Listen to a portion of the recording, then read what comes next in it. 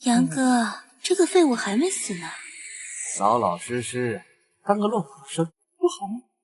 非要与这个县令的职抢县试头名，季太初，我不仅要在你的试卷上署名字，我还要当着你的面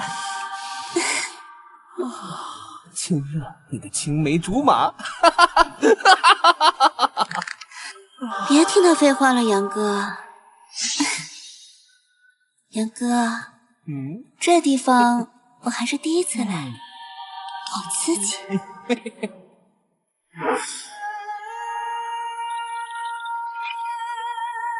我们继续。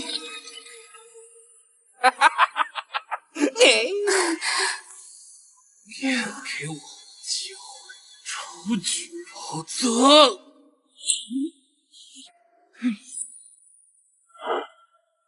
正是江南好风景，落花时节又逢君呐！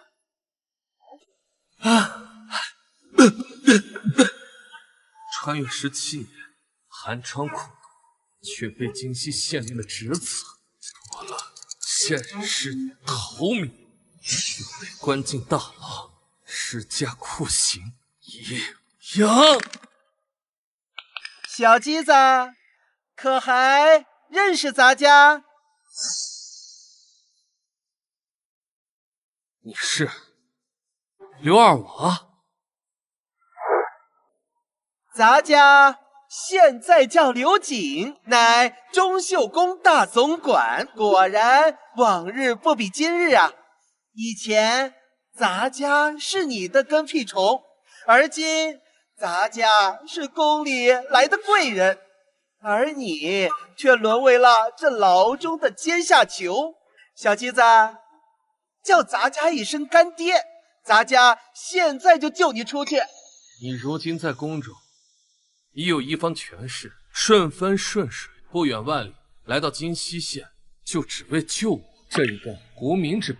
咱家确实是要救你，但咱家不仅仅是要救你出去，咱家是帮我家娘娘来找面首的。咱家记得小时候在一起撒尿的时候，你能迎风尿3丈，如今又长了一副貌似潘安的面孔，正是娘娘喜欢的类型。把裤子脱了，让咱家看看。咱家要是满意的话，现在咱家就带你出去。有伤风化之事，有辱读书人的贤名，我姬太初有生之年绝不会做。那咱家就没有办法了。可惜你被冤枉，沦落这大狱。唉，这10年寒窗终究变成了一场游戏呀。走了。今日若我不同意，不仅我的大仇报不了，给二娃杀人灭口，这是唯一能翻身的机会，必须抓住，要一步一步爬到最高，才要做嫪毐。公公留步，识时务者为俊杰。我想通了，小子姬太初愿做钟贵妃娘娘的裙下之臣。公公，还请长眼。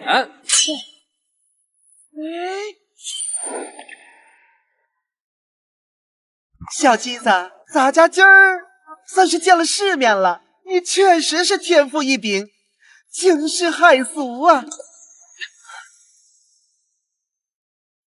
此乃血莲丹，吃了它，你身上的伤不仅可以痊愈，而且还能增加点气力。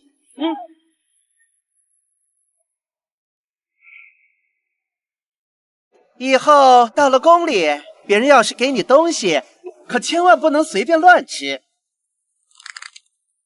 你不远万里来到京西县，若想害我，何必浪费这颗丹药？到了宫里呀，可千万不要自作聪明。走吧，没什么事儿，咱们即刻回京。公公留步。还有什么事儿？借你的刀一用，益阳连通柳若星，见人来害，此仇不报，血无尽。你还别说，咱家呀就是喜欢你这有仇必报的阳刚之气。把刀给他。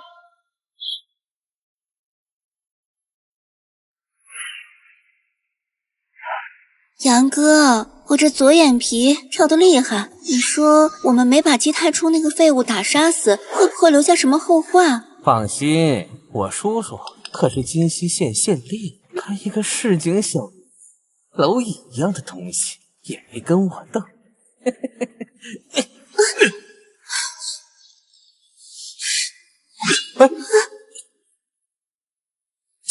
姬太初，你想干什么？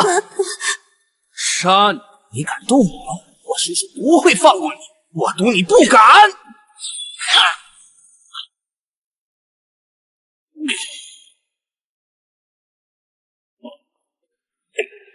太初，我不是故意背叛你的，都是易阳在胁迫我。我要是不从，他就杀我全家，我是迫不得已啊！我知道你还喜欢我，再给我一次机会好不好？迟来的深情，草芥！你也想陪他？呀！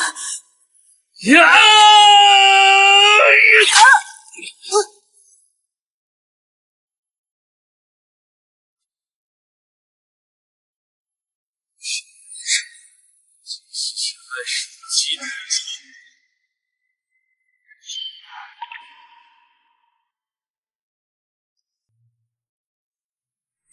你暂时就住在这里，不要外出。多谢公，不要见任何人。咱家会尽快安排你入宫觐见娘娘。按照刘瑾的说法，宫里的皇帝受了重伤，多半时日无多。钟贵妃膝下并无子嗣，跟皇后关系又不好，皇帝驾崩之后，大概率跟着陪葬。所以钟贵妃着急找我当面首，是想让我代替皇后。不要想着跑，得罪了娘娘，你不只会连累我，更会连累整个天河村呢。你饱读了那么多诗书，应该明白何为株连之罪。我有一个问题，不知道当你说。咱们那位贵妃娘娘年纪是不是都快50了？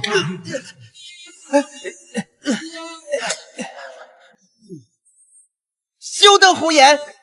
咱家娘娘风华正茂，美若天仙，不要妄自揣测娘娘的年纪，这是禁忌。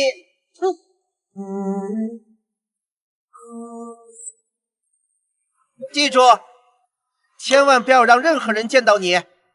娘娘会在宫里给你安排一个假身份，更不要让宫外以后的人见到你，会很麻烦。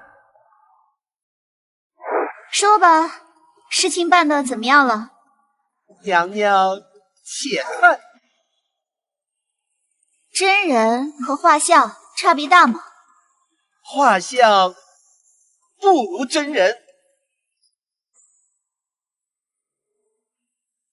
身体如何？奴婢亲眼所见，惊为天人。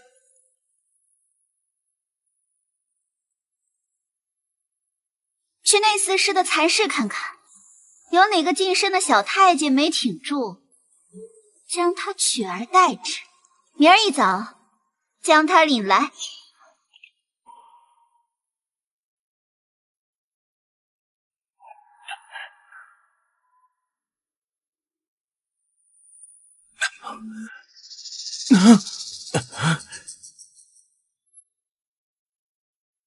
刘阿宝，你干什么你？不是说给贵妃娘娘当面首吗？你怎么还动上刀了？二娃，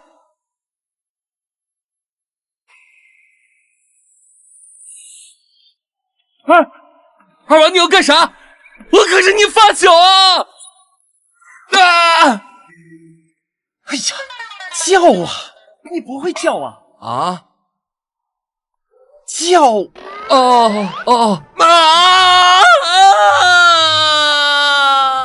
我不完整了，我不完整了，叫的真难听。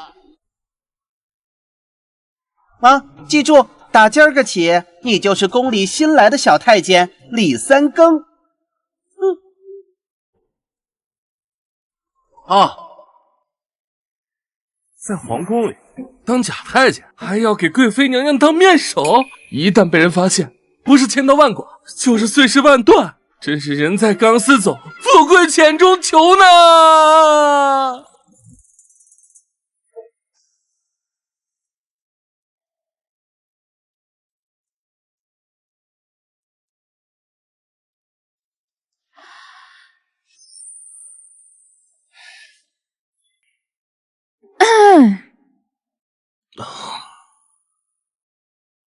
你叫什么名字？奴才叫李三更，以后就叫小李子。跟我走吧。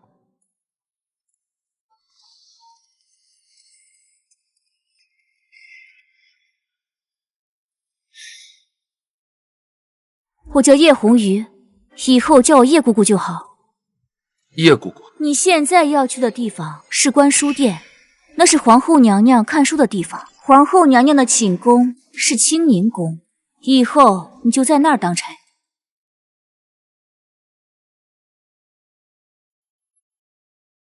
不是去中秀宫吗？怎么去清宁宫？你确定叶红羽选的是他？这宫里除了陛下以外，就只有皇后娘娘的人可以比咱们先选，奴婢不会看错。叶红羽选了他，现在该怎么办？娘娘不必担心，姬太初绝对不敢出卖咱们。人都在清宁宫了，你还叫本宫不担心？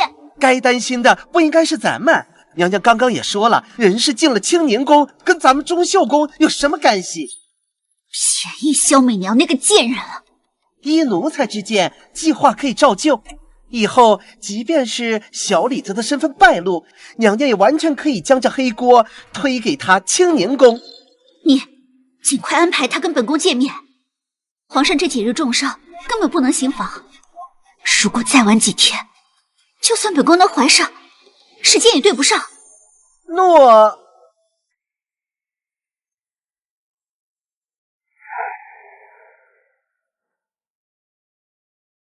邪门了，不是说要把我安排到中秀宫吗？怎么直接干到皇后的清宁宫？皇后娘娘驾到！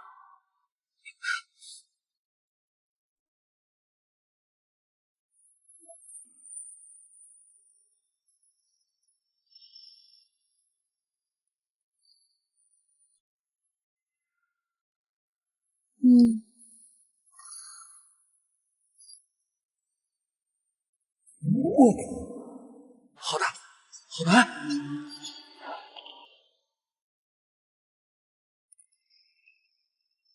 我靠，好大，好白，好吓人！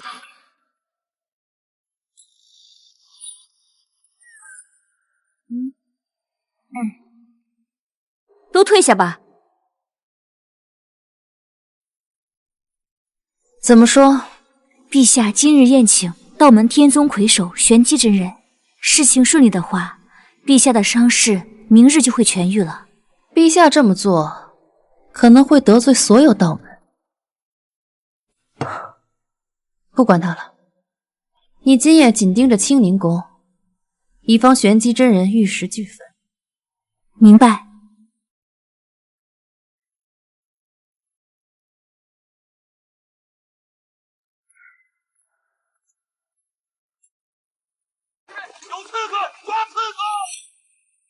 即刻封锁宫门，绝不可将刺客放出去。刚来皇宫第一天，就遇到刺客。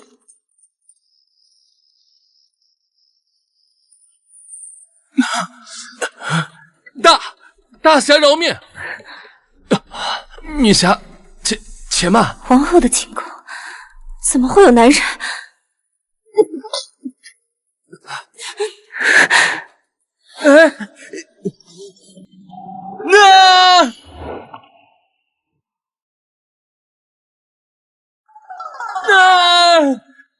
你个当头浪子，竟敢轻薄本座！本座定要杀了你！我是太监，何来轻薄？你骗得了别人，骗不了我。你一身阳元未泄，分明还是童子之身。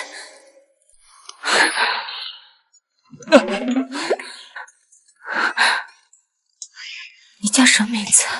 李三更。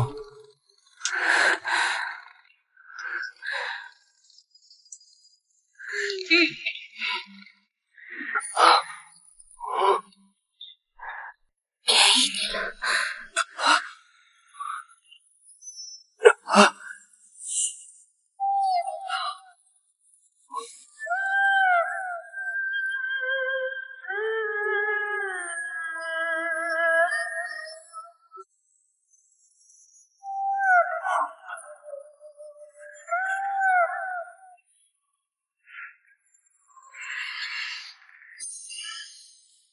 公公，你的真气暂时可保住陛下一命，只是陛下喝了这赤精羊蛇的血，却没能发泄，身子承受不住，以后都没办法行房事了。先给陛下续命。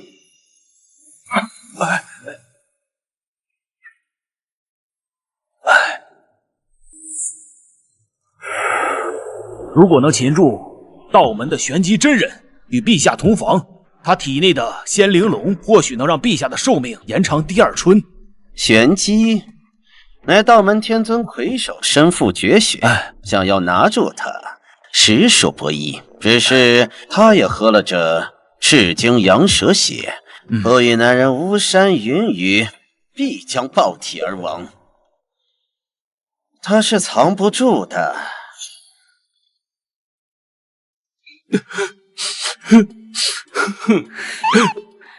你哭什么？我不干净了。就连大梁的皇帝都想得到本座，你少得了便宜还卖乖。况且我会对你负责。你会对我负什么责？都怪大梁那个狗皇帝给我下了春药，想得到我体内的仙灵龙。你救了我，所以我体内的仙灵龙因此也到了你的体内。你甚至还得到了我的一半功力，你还有什么不满足？我会功夫了。哎呀，混！没别的事，我就先走了。哎，等一下，又怎么了？我的仙灵龙被你吸收了大半，你现在的气血和功力都在外移。你现在出去的话，他们很快就能认出你的不同。那怎么办？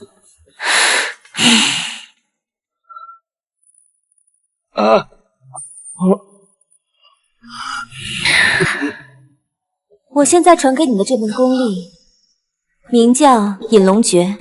它不仅可以隐匿你的功力和气血，还可以隐匿你的气息。那你还有没有一些可以变强的功法？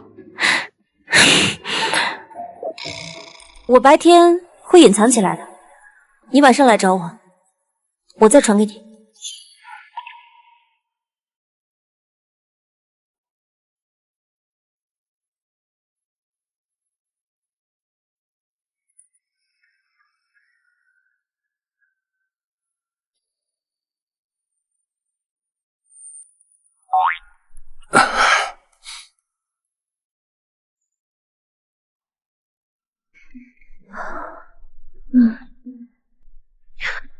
新来的。奴婢前日刚从蚕室调来的，刚净完身，身子骨还弱，奴婢没安排他干重活，先让他在观书殿当差。小李子，过来答话。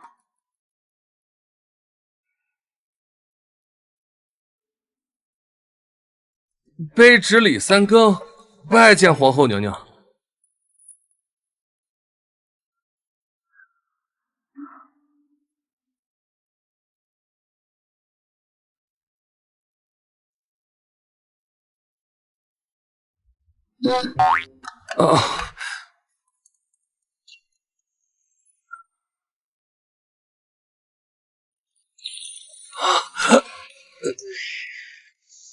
真是长了副好皮囊，可惜是个太监。可曾读过书？卑职有读过一点。既然读过书，为何不考取宫里，反而来宫里当太监？卑职家道中落，走投无路，才来宫里当差，就想混个温饱。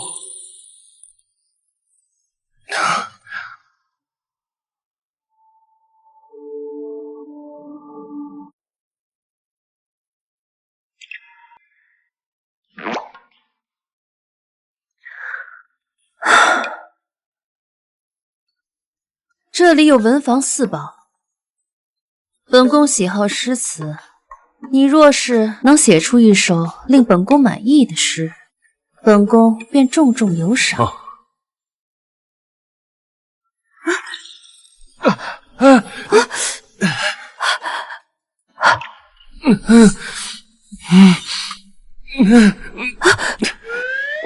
娘娘，你没事吧？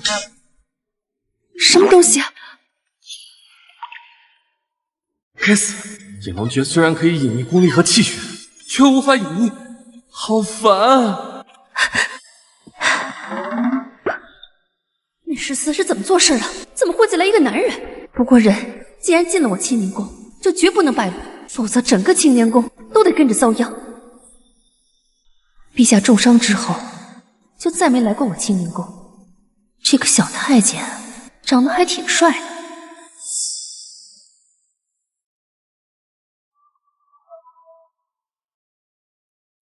娘娘，兴许是您感受错了，卑职身无他物。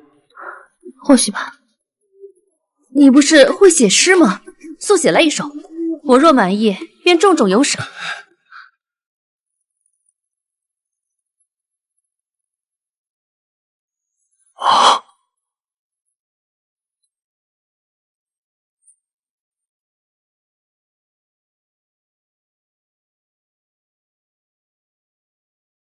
云小衣裳花小容，春风拂槛露华浓。好诗啊，好诗啊！小李子，你既有如此诗才，何必入宫做太监？诗才在权力面前不值一提。啊，奴婢的意思是说，千里马常有，而伯乐不常有。那本宫要提拔你，你想做什么？那样看娘娘喜欢什么，奴婢誓死效忠皇后娘娘。你入宫来日子不久，阿谀奉承倒是学得挺快。行了，本宫回去想想。本宫倦了，这就回去休息了。奴婢恭送皇后娘娘。你一个读书人，不要自称奴婢。诺。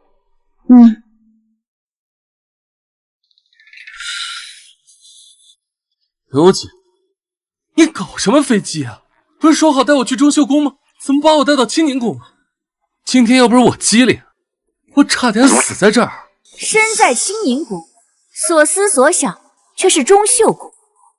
小李子，你可真是身在曹营，心在汉呢。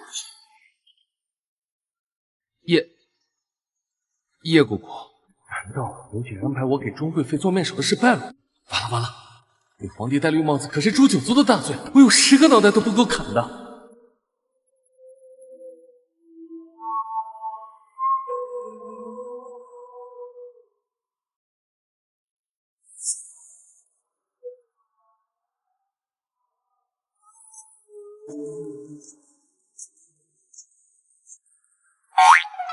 我吓你的，看把你给吓的。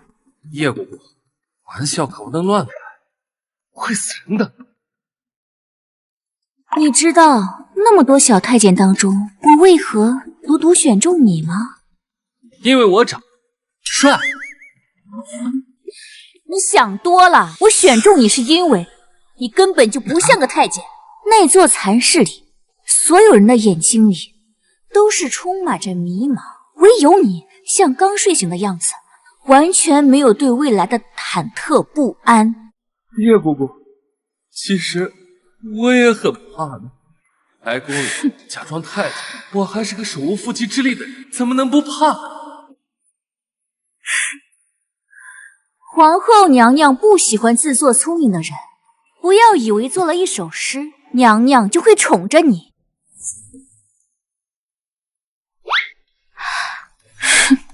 请叶姑姑教我。娘娘近日遇到了一个难题，皇上近日病重，无法上朝，由大皇子监国。可是皇后娘娘与大皇子的关系并不好，也并无子嗣，唯一要好的就是九皇子。皇后娘娘并非陛下的女配，也一直没怀上龙种，大梁太子之位一直悬而未决。难道皇后娘娘也想？陛下是不是身体有恙？不可妄议陛下身体。明白，明白。估计陛下的身体情况不太好。昨晚给那位女侠下药，就是为了治疗身上的伤势，最后却便宜了我这个假太监。宫里的事很复杂，你要记住，我们唯一要做的就是坚定地站在皇后娘娘身后。在这宫里，与皇后娘娘作对的不只是大皇子，还有宫里的某位贵妃。难道是刘瑾身份的钟贵妃？明白。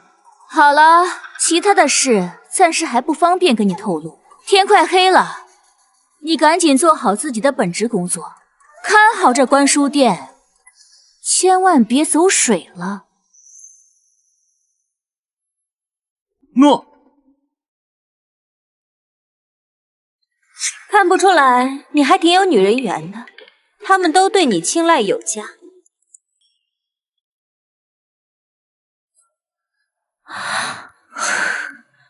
女侠，你怎么了？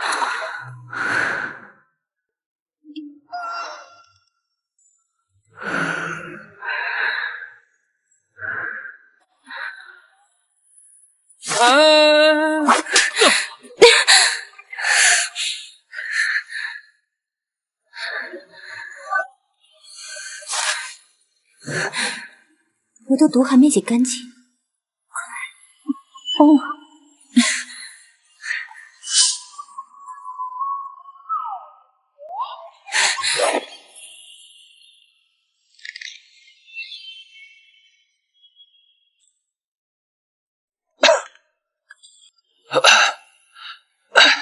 陛下，您要多休息，您的身体要半个月才能恢复行动能力。玄机呢？玄机真人杳无音信，老奴怀疑他已经逃离京城。跟着找药去。陛下放心，老奴已经安排下去，各大门派会将疗伤圣药陆续送来。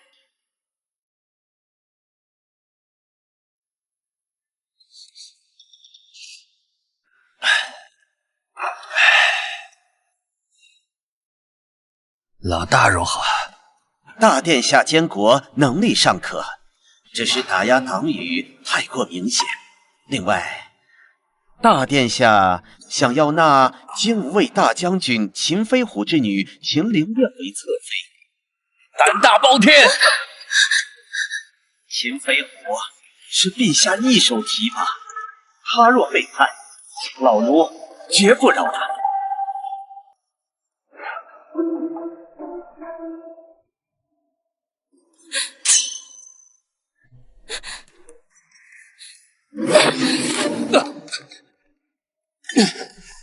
你怎么提了裤子不认人呢？明明昨天是你主动。闭嘴！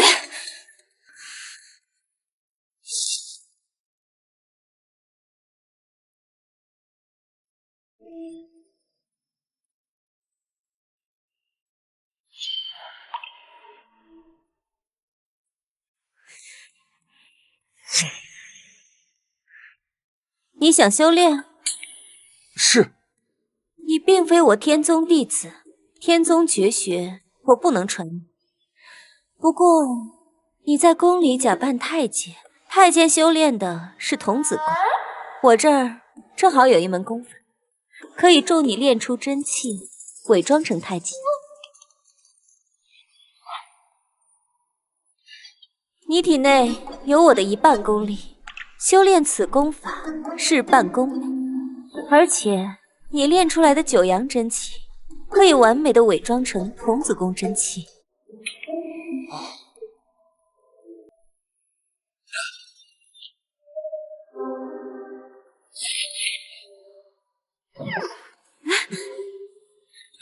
快，帮我运行一次行宫路线。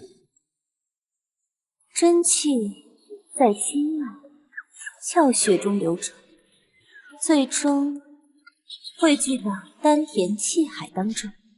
你切记，修炼时不要一昧的追求速度，要先疏通各处经脉阻塞，打通任督二脉。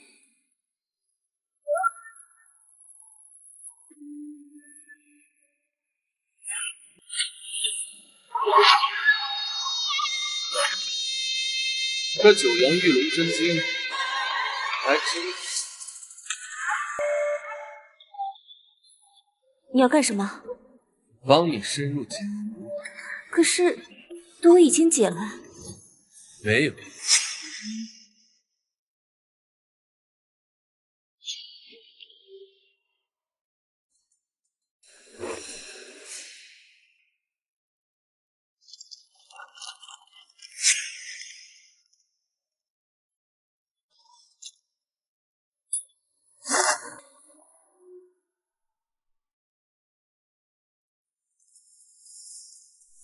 臣参见皇后娘娘。娘娘，您的头很痛。昨夜失眠，一夜未睡，本宫今早起来也头痛欲裂。臣会一种揉捏手法，可以舒筋活血。臣斗胆想为皇后娘娘试试。放肆！我看你分明是想占皇后娘娘便宜。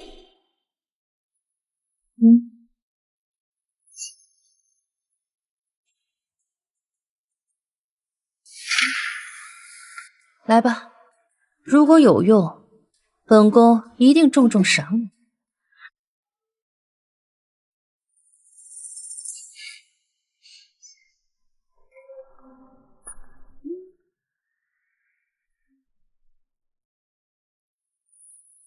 好舒服，小李子，你的按摩手法让本宫欲仙欲死。只要娘娘喜欢，很愿做皇后娘娘的独家手艺品。本宫有事要问你，若本宫想重用一个人，如何才能使他一直忠诚本宫？皇后这是在敲打我。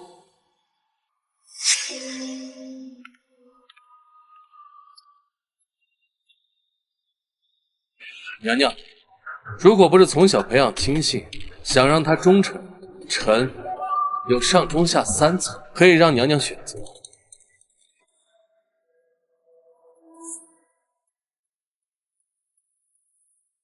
说说看。这上策以臣代之，这中策予以重兵。至于这下策，抓其把柄。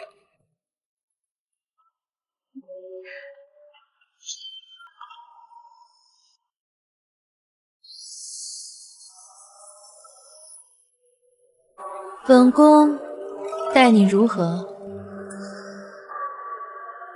恩重如山。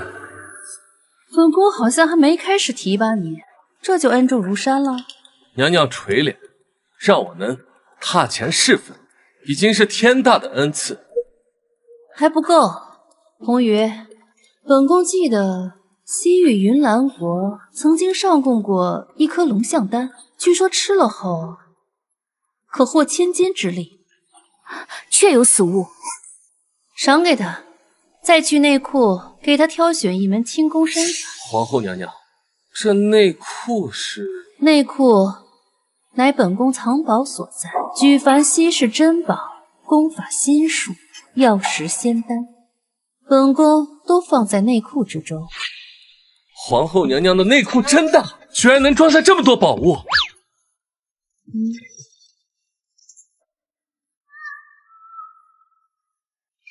你先跟红鱼学学宫里规矩，过几日本宫会安排你进新殿，无事避嫌。多谢皇后娘娘。行了，跟红鱼领赏去吧。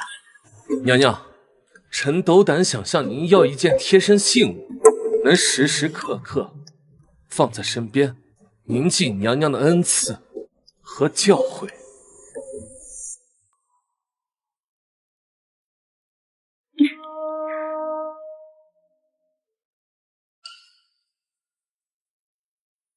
赏你。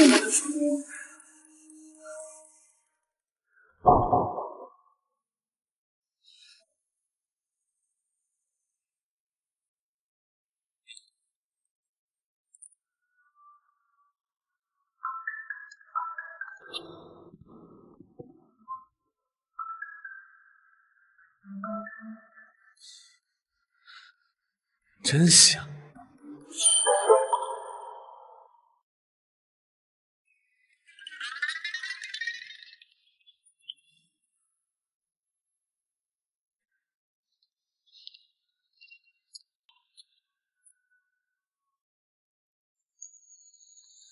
这是龙象丹跟魔影迷踪步，都是宝贝。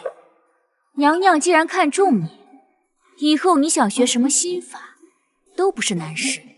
关键是给娘娘立案办事的时候要用心。多谢叶姑姑，我不仅会用心，而且会用力。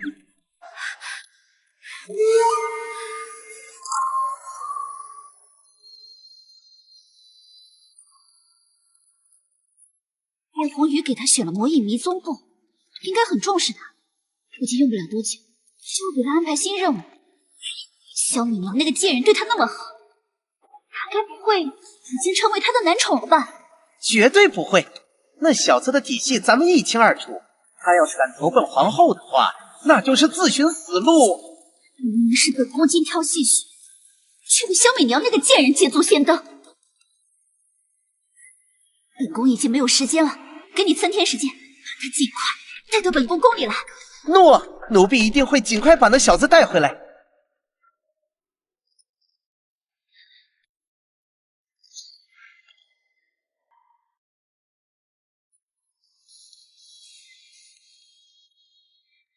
满足了吗？可以放开我了吧？我现在力气比你大，我们要不要再来一次？可不能再来了，我体内仙灵龙被你吸收光了。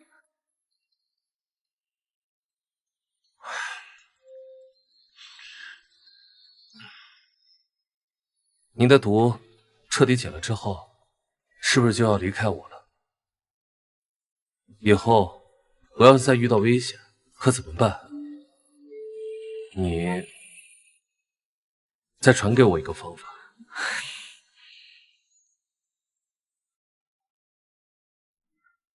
你体内呢有我1半的功力，又修炼了九阳玉龙诀作为根基，还有魔影迷踪步可以逃跑。这样，我再教你一招，叫天罡36掌，你看好了。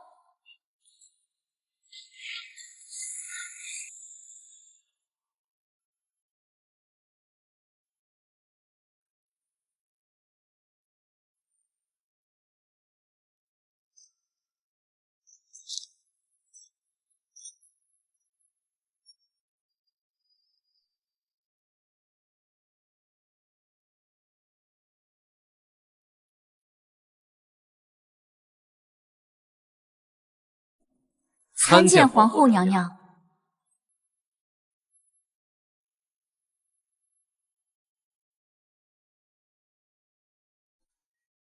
准备的怎么样了？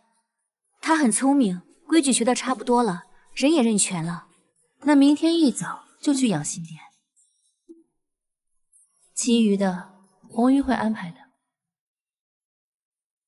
麻烦娘娘了。这是我的贴身信物，如果在宫里遇到刁难，取出香囊可保你一命。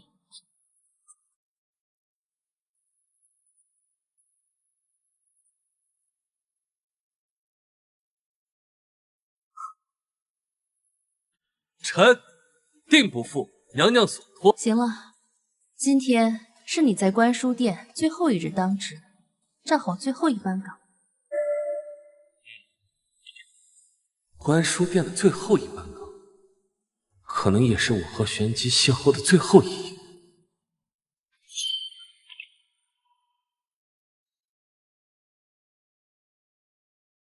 这是什么？这是大梁的珍宝之一，冰髓火元酒。冰髓酒治寒，火元酒治阳。若两者分开喝呢，皆蕴含治寒治阳的火毒和寒土；若一起喝呢，则会走火入魔。那要怎么喝？要先喝一口冰髓酒，得了寒毒以后呢，再喝一杯火元酒，这样以火毒解寒毒。除此之外，还有另外一种解法，就是你先喝一杯冰髓酒，我喝一杯火元酒，然后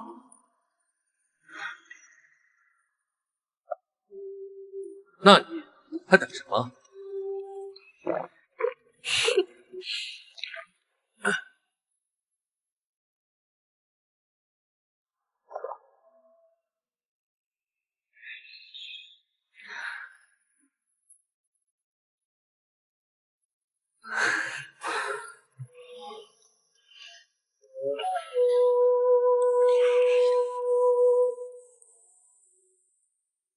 过了今夜，我就要走了。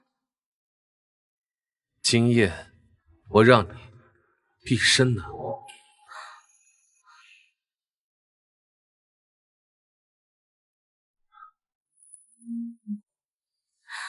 这个蓝色小药丸是什么？这是我家乡之物，服下它，我的能量超乎你的想象。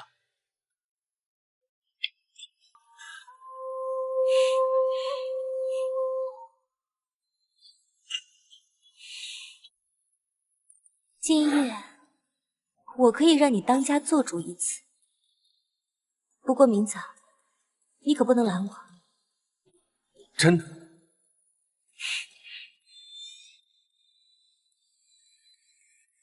跪下！啊！我让你跪下！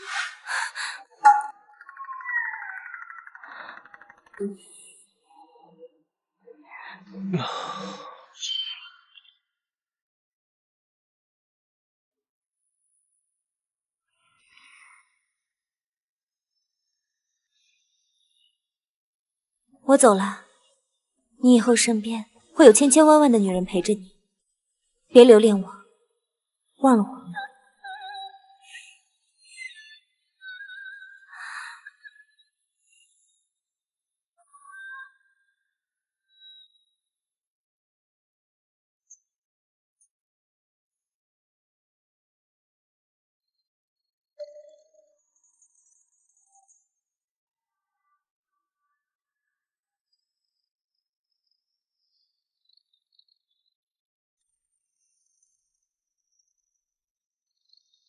你对我的情谊重于泰山，以后有机会我会去找你。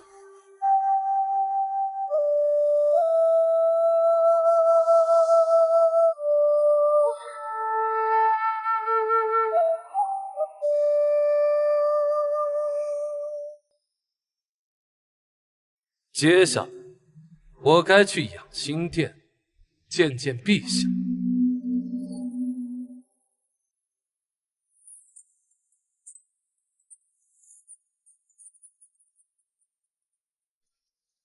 跟我走吧。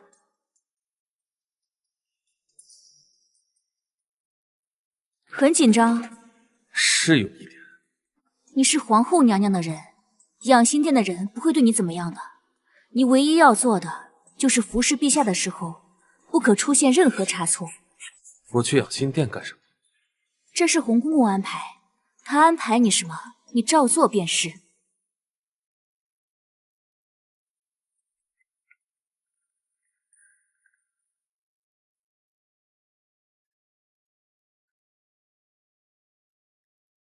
二位公公，这是李三更，是皇后娘娘给陛下挑选的贴身太监，还请二位公公悉知。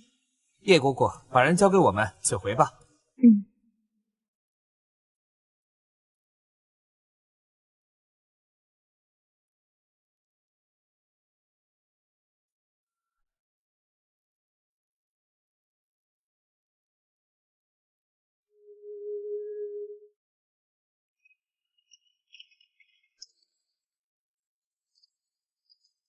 这就是陛下最信任的人，大内第一高手洪公。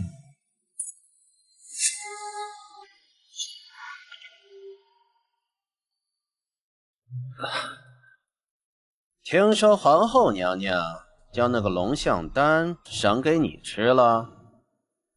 是。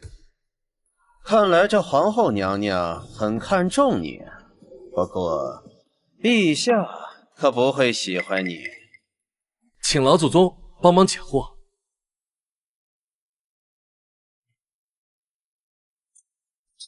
陛下重病，身体已经接近瘫痪，最看不得身边的人生龙活虎，而你又吃了一个龙象丹，这身体壮如牦牛，你这不是给陛下心里添堵吗？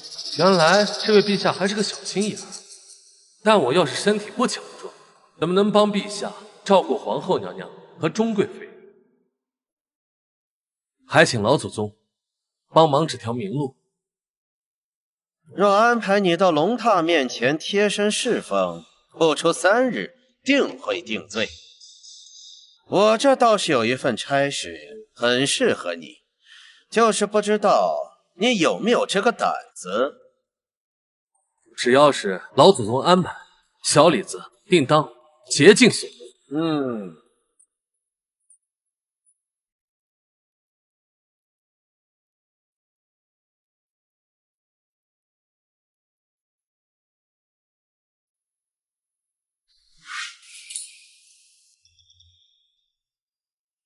养心殿上一任传诏使，因为给陛下传口谕之时夸大旨意，已经被诛杀了。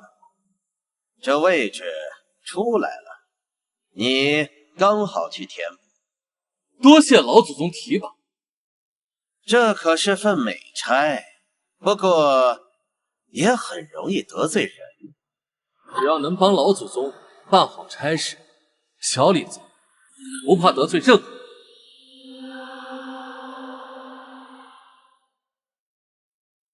我阴差阳错入皇后清宁宫，钟贵妃那边肯定会找麻烦。有了这个差事，我倒是不怕钟贵妃。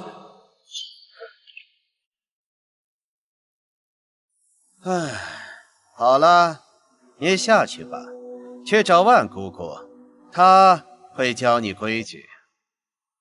诺。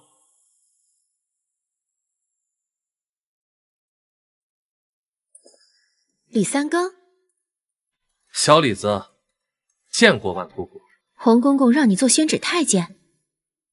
啊，正是洪公公吩咐小李子来见万姑姑，还请万姑姑教小李子宫中规矩。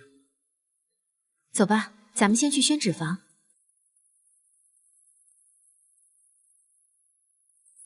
你的意思是，萧美娘那个贱人把那小子送去养心殿？多半是这样，也不知道那小子是怎么做到的，居然能让皇后娘娘如此的看重他。这会不会是萧美娘的阴谋诡计？不会，这小子是叶红鱼亲自送到养心殿的。一旦假太监的身份败露，陛下追责肯定是先找皇后啊。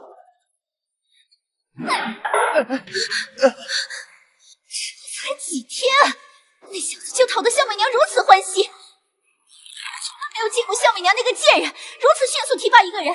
会不会是因为那小子长得比较讨喜？不讨喜！萧美娘那个贱人，那小子明明是我找来的，贱人却被他见作先登。不过不管，我要马上见到他。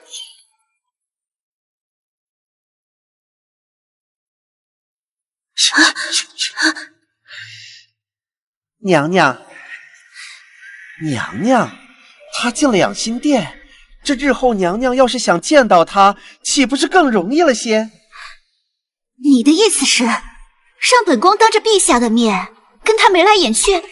这虽然这个想法很羞耻，但为什么本宫的内心有股莫名其妙的激动，又觉得很刺激呢？奴婢的意思是，娘娘可以名正言顺地收买养心殿的小太监，这样一来，即便是被洪公公察觉到，洪公公肯定也不会多想。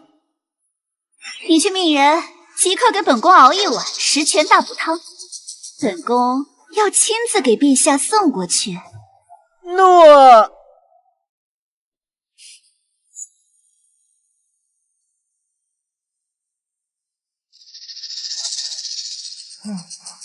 啊，这是小方子、小罩子，都是传诏副使，你的下属。这是李三更，洪公公钦点的传诏使。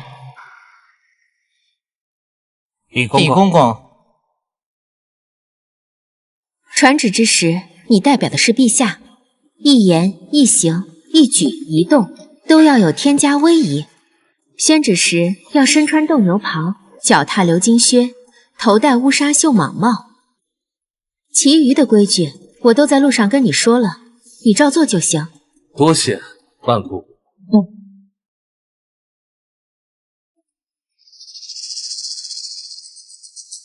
李公公，赶紧穿上试试，看合不合身。这件衣服不是只有传旨的时候能穿。嗨，没那么多规矩，平时也能穿。你说这件衣服什么时候能穿？咱家可是老祖宗钦点的传诏使，竟敢处处给我使绊子，不怕我告诉万姑，让你们连副使都做不了吗？奴婢一时兴起，忘了规矩，还请公公恕罪。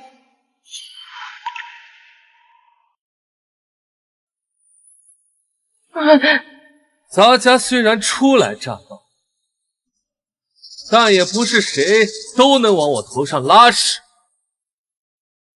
若是再发现有类似的情况，我可要他的脑袋！多谢公公宽宏大量。起来吧。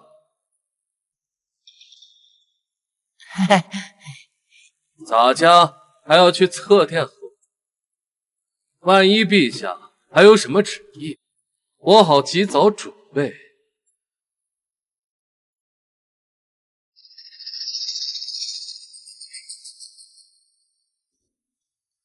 陛下，钟贵妃求见，说是亲自为您熬制的黄金灵参汤。钟贵妃本来就是来当钟贵妃的面首的，进宫这么长时间，还没见钟贵妃长什么样子，今天总算能见到我不中了。让她进来吧。诺。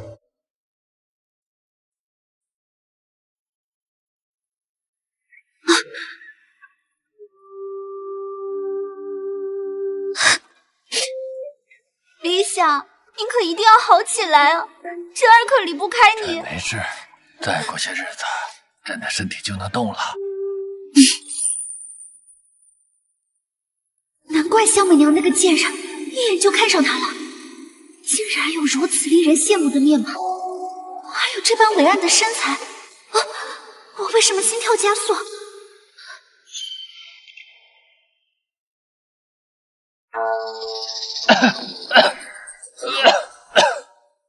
陛下，你要是身体好起来，一定要记得先去中秀宫。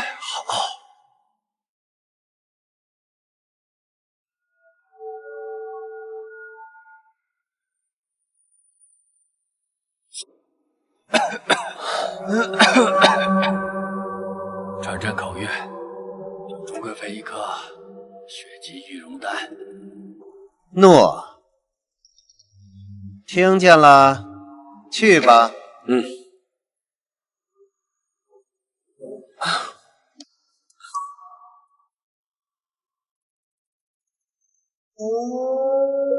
在哪里领药？公公不必着急，待会儿自有人送来血迹羽绒丹。公公，先换衣服吧。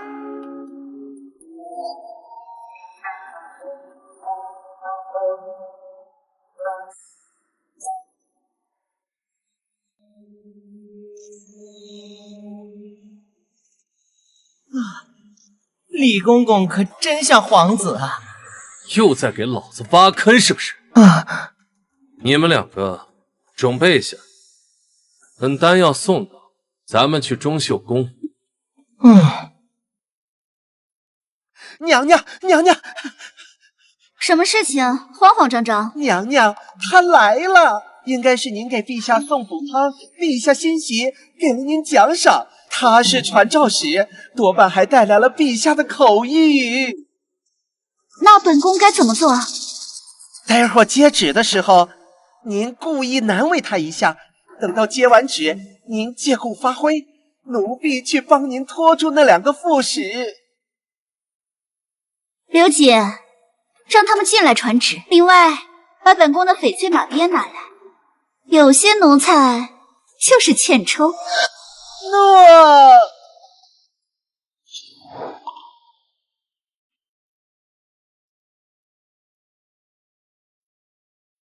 公公看着有些面生啊，不知公公尊姓大名啊？叫我李公公即可。李公公，我家娘娘脾气不太好，又刚从养心殿回来，您看待会儿接旨的时候，能不能不要让她下跪？刘瑾的言外之意是在说反话，让我逼迫钟贵妃下跪，这样我这个小太监才有理由留下来。钟贵妃这么着急，前面第2次就要跟我内。公公，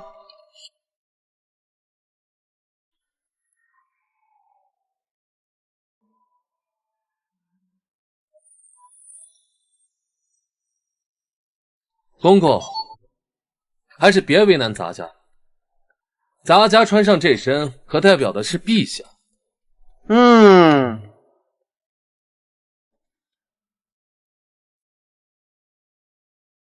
传陛下口谕，贵妃娘娘接旨。传陛下口谕，请贵妃娘娘接旨。怎么，你们是让本宫下地跪在你们面前？怎么，你们是让本宫下地跪在你们面前？奴婢不敢。既然不敢，还不赶快传旨？贵妃娘娘接旨。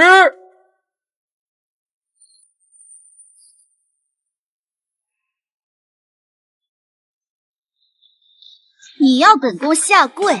不是咱家，是陛下。咱家是传诏使，代天行诏。若是贵妃娘娘不跪，就是对陛下不敬。你竟敢让本宫下跪！本宫希望待会还能如此的义正言辞。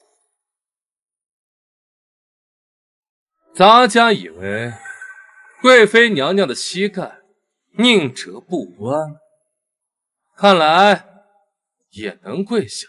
你传陛下口谕，赠贵妃娘娘雪绒玉鸡丹1枚，请娘娘检查。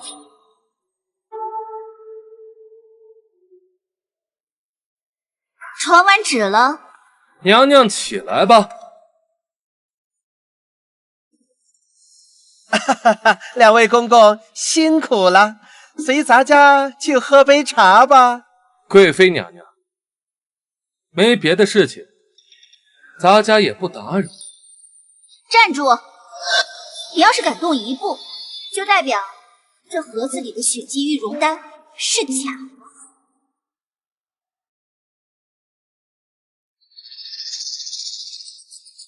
你竟然敢让本宫下跪，害得本宫膝盖火辣辣的疼，看本宫今日如何教训你！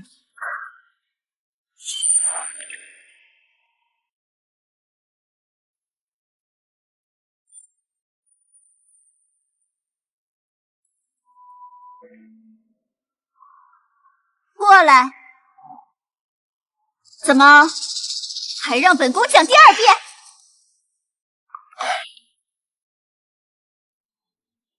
求贵妃娘娘饶过小李子这一次。饶你？你竟然敢让本宫下跪！本宫刚才不想跪，你怎么不通情达理？现在想让本宫饶你，晚了！看本宫今日如何教训你！你干什么？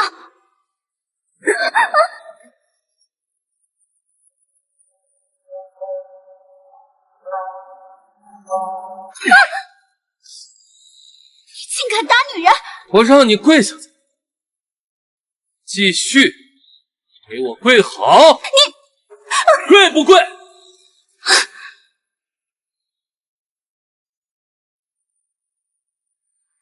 把马鞭给我顶好，若掉下来，我抽你10次。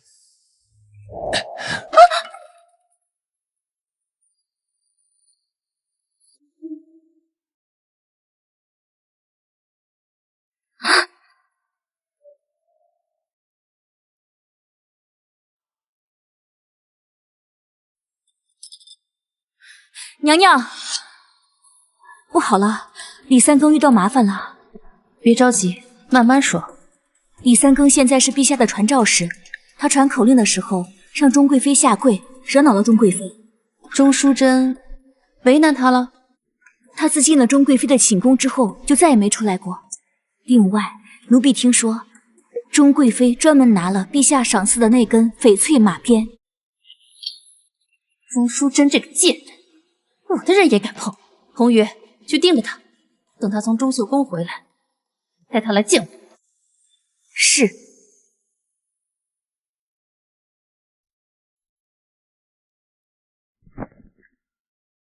贵妃娘娘，可对在下还满意吗？你该走了。我现在是皇后娘娘的人，贵妃娘娘若是以后还想我，可以像今天这样找我麻烦即可。本宫还用你教？赶紧滚！不过刚刚有点用力过猛，你出去的时候可悠着点，千万别被人看出破绽。我现在的身体可强壮着，这才哪儿到哪儿。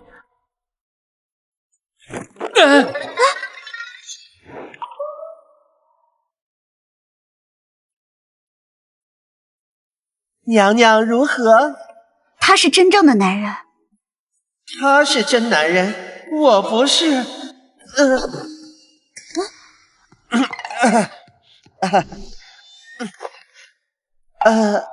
皇后娘娘应该是察觉到您将那小子留进寝宫里了。那又如何？他留在这里的时间太久了，怕是会引人生疑。久吗？那又怎样？他是清宁宫出来的人，就算出了事，也是萧米人那个贱人先倒霉。可咱们毕竟是利用刁难让那小子留下来的，咱们打了皇后娘娘的人，这件事儿就不能到此结束，皇后肯定会追究的。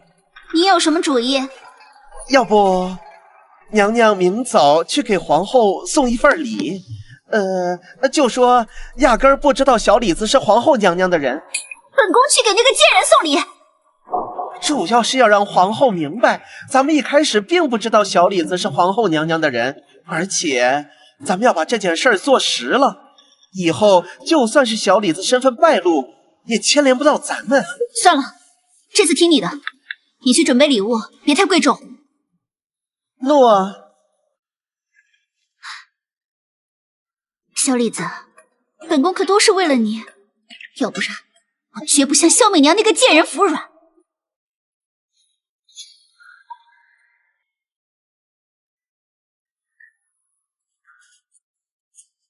哎，公公，您在钟秀宫经历了什么？为何腿软得如此厉害？钟淑贞这娘们可太厉害了，要不是我有九阳玉龙经护体，我今天就死在他那儿了。叶姑姑，受委屈了啊！叶姑姑，你可要为我做主啊！他打你了？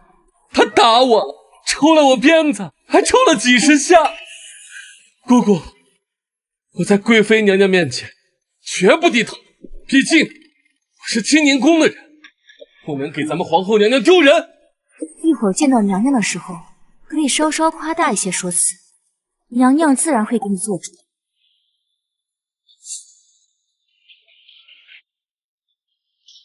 坐下喝。感谢娘娘。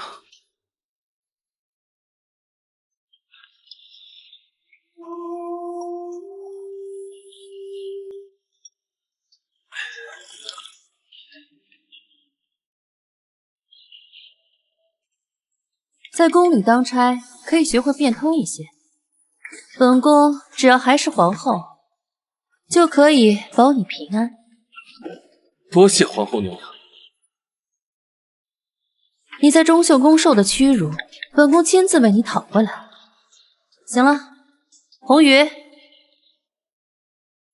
带他去香露殿，派个人给他上药。香露殿，那不是沐浴更衣的地方。皇后娘娘让叶姑姑陪我去，想看看我阉割的彻不彻底。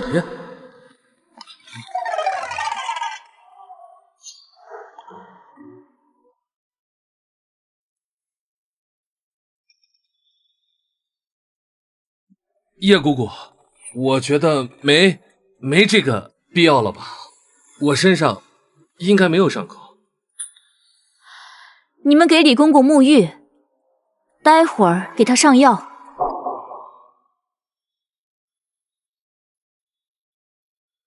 奴婢们为李公公更衣。哎，那个，你们先把身子转过去吧。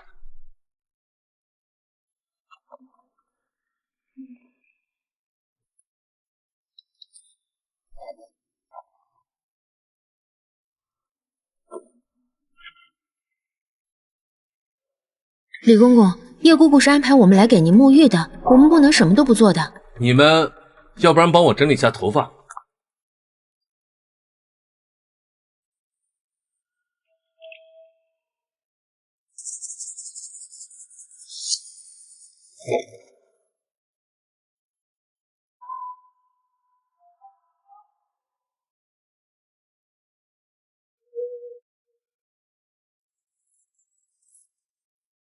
我修炼了隐灵功，就是为了藏风的。要是让你们看出破绽，我还怎么在宫里存活下去？厉公公，什么事儿这么慌慌张张的？厉公公，洪公公请您速去养心殿。知道了。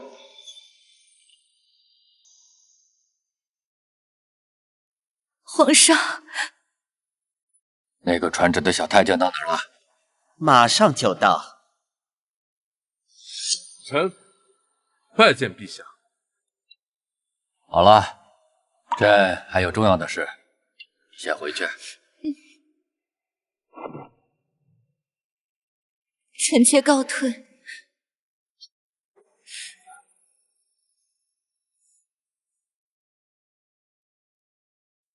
小李子，上前说话。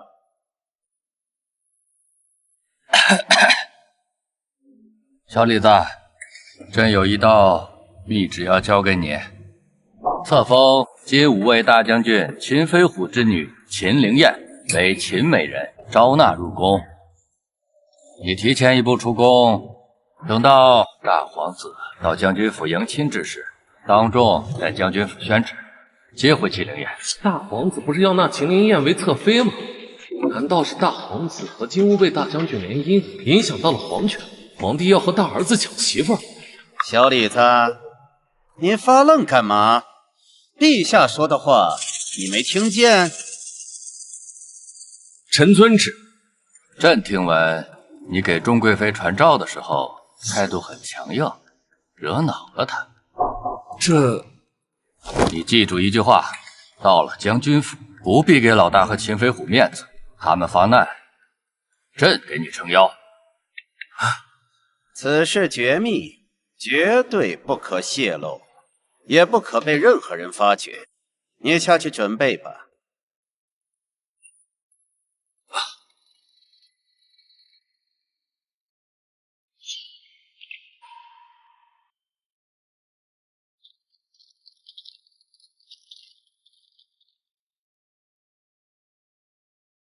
上车。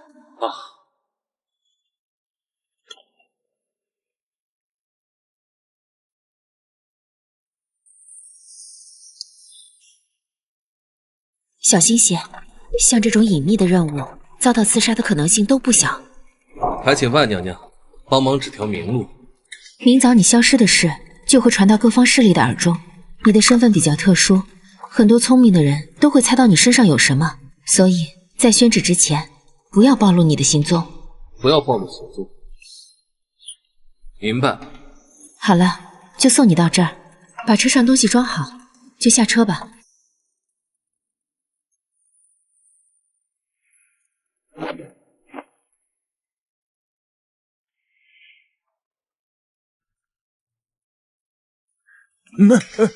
哎，这位客官，您是来吃饭的还是住店的？住店，先住3天，普通房就好。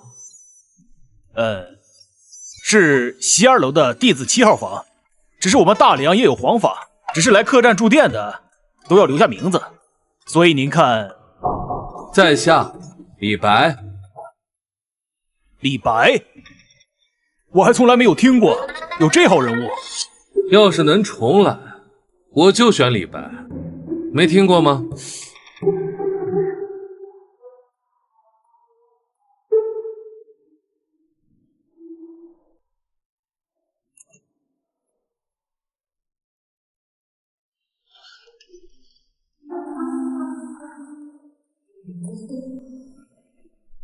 上面写的字跟陛下交代的一模一样，让我看看还有什么是我不知道。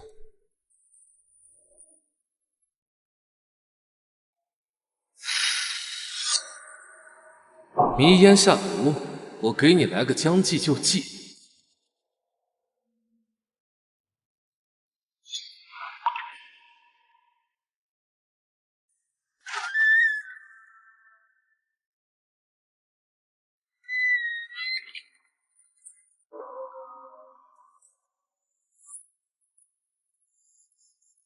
在哪儿呢？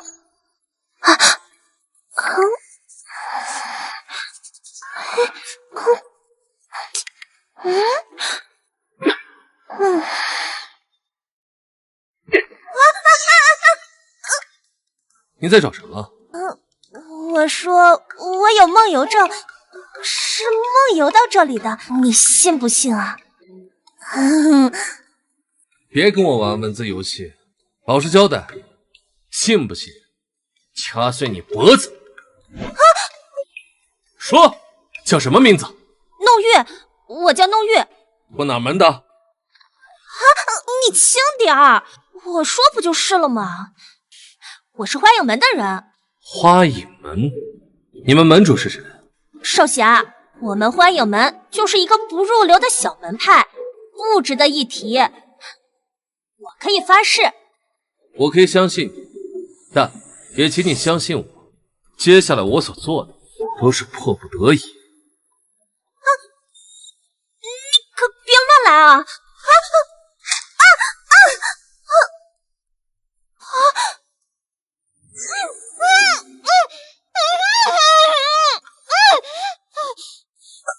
这招叫做金屋藏娇。这天这么快就亮了，你在这儿待着吧，我要出去吃个早饭。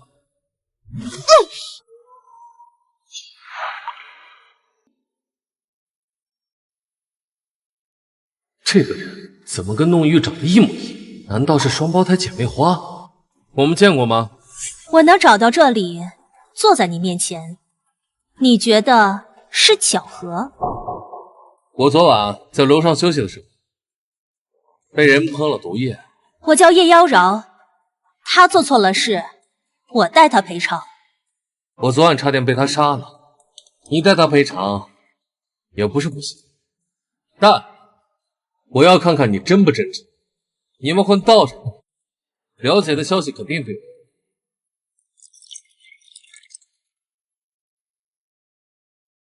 我。我问你答，要是有一句假话，他活不过今晚。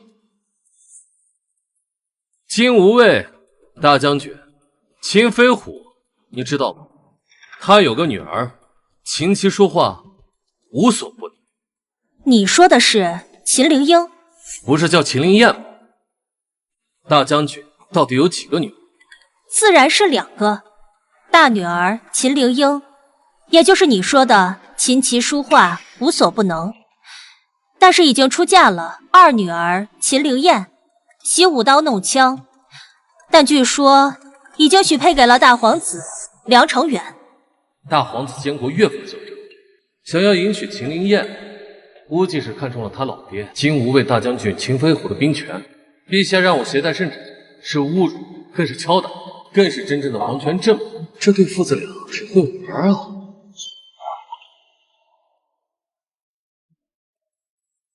那这大皇子迎娶秦灵燕的时间是什么时候？据我知道的消息是9月8日，还有6天。6天。看来我不能在这望仙楼里浪费时间了，我得换一个更近、更安全的地方。那说说秦灵燕的姐姐秦灵英。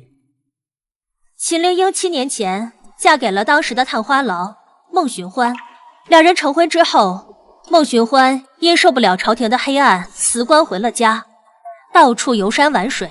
受到冷落的秦灵英遣散了下人，只带着一个贴身丫鬟住进了孟府。孟府就2个人，那不怕被偷家？秦灵英的父亲是金无畏大将军，谁敢偷他女儿的家？而且孟寻欢有位结义大哥，是锦衣卫千户胡啸天，他一直对孟府照顾有加。你是说秦灵英独守空房，然后被她丈夫的结义兄弟整日里嘘寒问暖？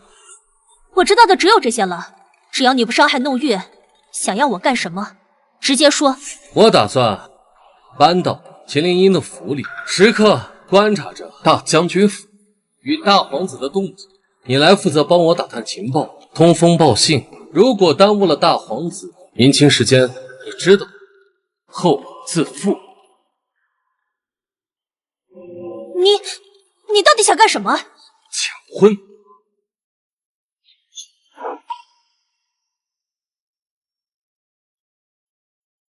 这就是秦灵英的住处。没想到这孟寻欢还真是身在福中不知福，竟然会冷落金无畏大将军的掌上明珠。我倒要进去看看，这秦灵英到底长得什么样子。小姐，吃饭了。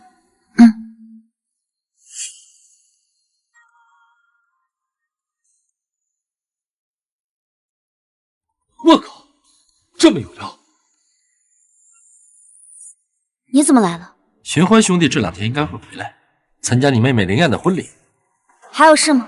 只要你同意，寻欢兄弟就愿意和离，不会对你的名节造成任何影响，我就可以娶你。我要不愿意。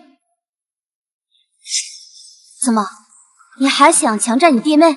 如果生米能煮成熟饭的话，寻欢兄弟会成全咱们的。比我还不要脸！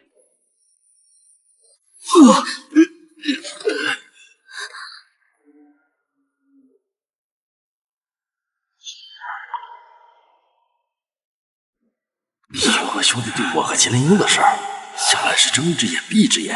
难道是将军府的人在暗中保护？看来我得暂避锋芒。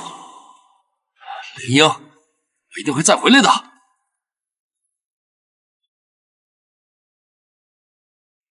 小青，你先回去休息吧。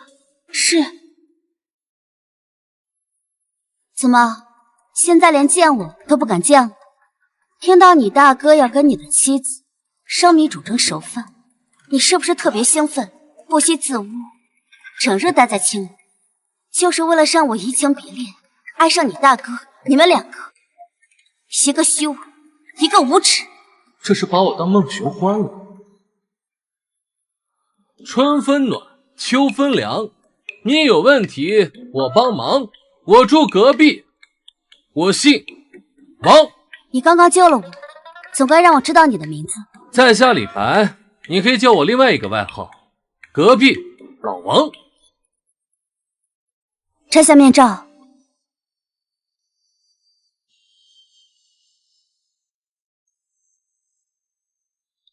我发现你身怀绝世功法，刚才就算我不出手，你也能化解胡啸天，对不对？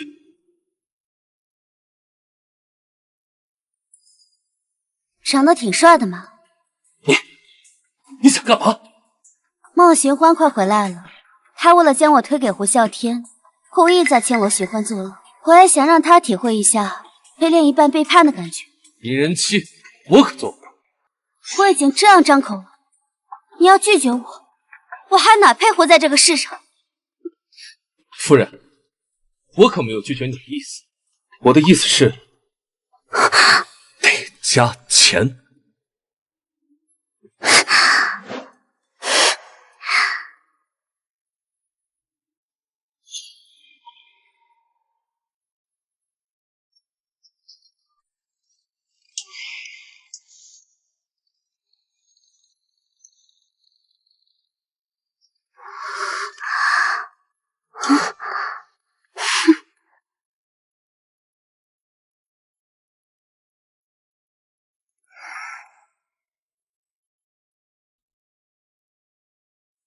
帮了你，肯定得罪了孟寻欢，这胡啸天也会恨我入骨。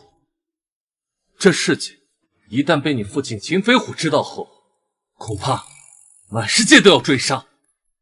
所以帮夫人可以，可是夫人你要给我足够的补偿。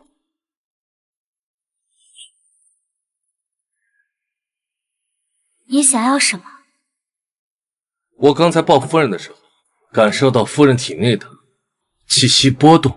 我修炼明玉心经，单纯是因为这门功法可以让我的身体保持年轻，否则我对武学也不敢什么兴趣。那你现在是什么境界？我刚刚说了，我不喜欢修炼，所以对修炼什么的不太熟悉。但是如果你想要，我倒是知道怎么传给你。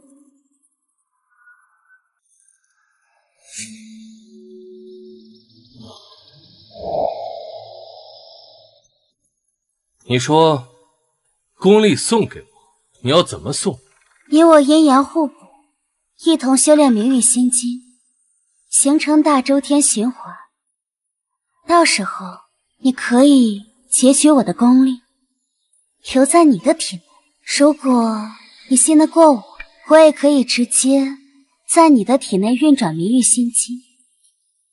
你暂时不懂也无妨。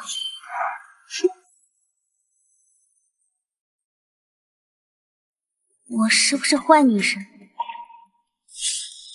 如果你是坏女人，怎么可能现在还是处子之身？可是我们第一次见面，我就把身子轻易的给你了。什么？现在后悔了？跟你在一起的这一晚，比我嫁给孟寻欢这7年都要快乐。既然快乐的话，那你介不介意我在你这儿多住几天？你住多久都可以。好，那我就先住3天，看看你表现如何。去，再给我做顿饭，顺便看看你的厨艺如何。好，饭菜做好了，来尝尝。你喂我吃啊？我还从来没喂过男人吃饭呢。你不是说要羞辱孟寻欢？我这是在给你机会。那好吧。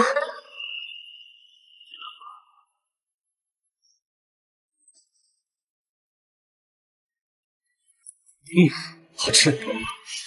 小姐屋里怎么会有别的男人？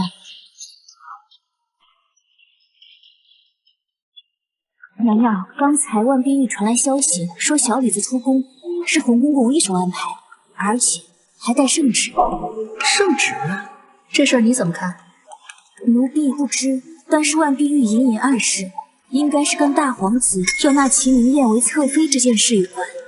陛下，这是出招了。可能不是皇上出招，是皇上替娘娘出招了。毕竟那小李子是娘娘的人。陛下，这是想由我来对付郑贵妃和大王子，自己则在养心殿全局。娘娘，那我们下一步该怎么办？你派人放出消息，就说圣旨的内容是要调走秦风虎，戍守边关。这样，各方势力想要杀小李子的意愿就不会这么强烈了。奴婢这就去办。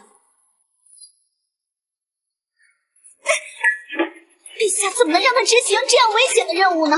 娘娘放心，那小子吉人自有天相，他不会有事儿的。你把本宫当什么了？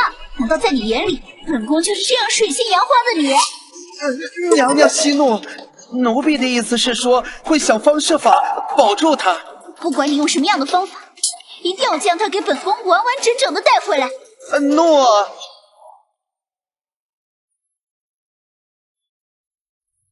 李大哥，这儿。夜妖娆找我，应该是想给我传递消息。为什么来的这奇怪？我怎么感觉这个让冒绿光？这位是在下孟寻欢啊！不会这么巧吧？这个就是秦灵英的原配丈夫孟寻欢。既然都是朋友，就别客气了，还是先坐下。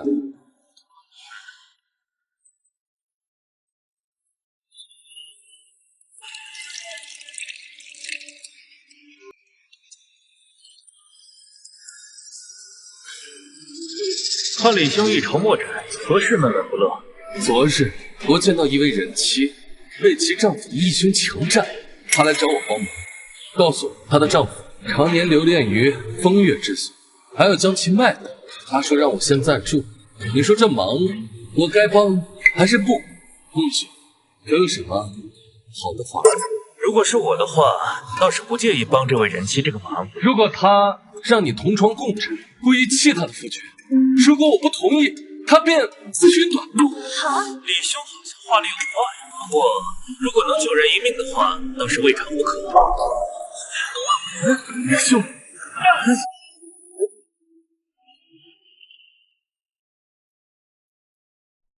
啊，我的事儿还是不说。我看孟兄印堂发黑，不会也遇到什么麻烦吧？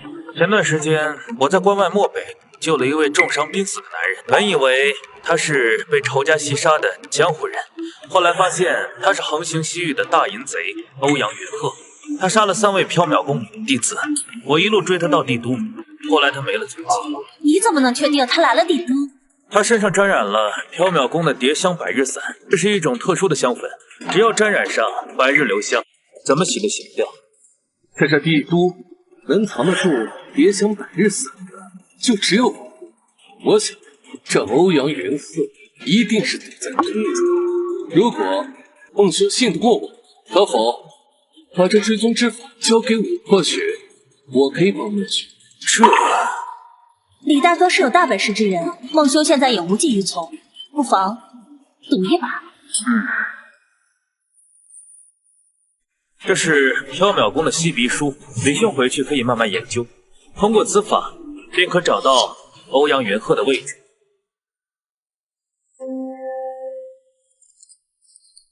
那就交给我。我还有事，就不久留了。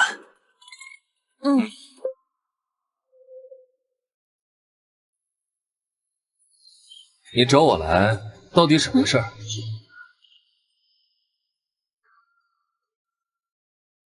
我打听到了消息，有人在调查你。你藏好你自己就行，不用管我。你到底是什么身份？我不告诉你我的身份，并不是故作不是，而是我现在所做的事情。一旦你参与进来，怕是连整个大梁皇都都没有你的容身之地。不过你这次表现还不错，继续努力。我先回孟府。今晚的孟府一定很热闹。把它系在眼睛上。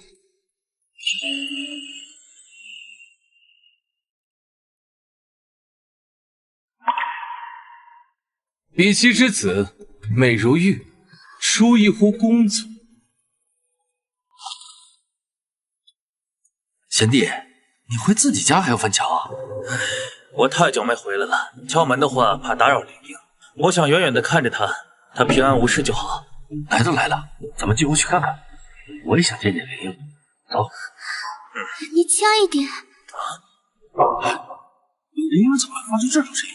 谁在玲玲的房中？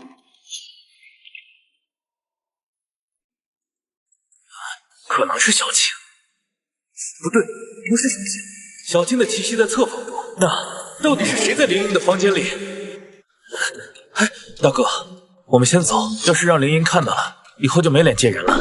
干出这样的事都不怕丢人，我还要考虑她有没有脸见人。大哥，如果你这个时候进去，玲玲的名誉该怎么办？她可是秦飞虎的女儿，你这辈子别想再提了。我等了整整7年，这样的结果我不能接受。7年，你早该放手了。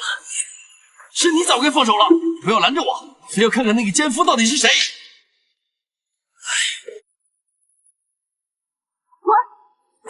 他是谁？他是谁跟你没关系，你是什么东西关我的事。贱人！莫寻欢是不是很得意？你赢球又将我送给你周杰义大哥，在你眼里我可不就是人人可欺的贱人吗？玲英，我只想你过得更好。这种虚伪的无耻之言，你自己信吗？带着你的杰义大哥给我滚！以后再出现我面前，不是他死就是我亡。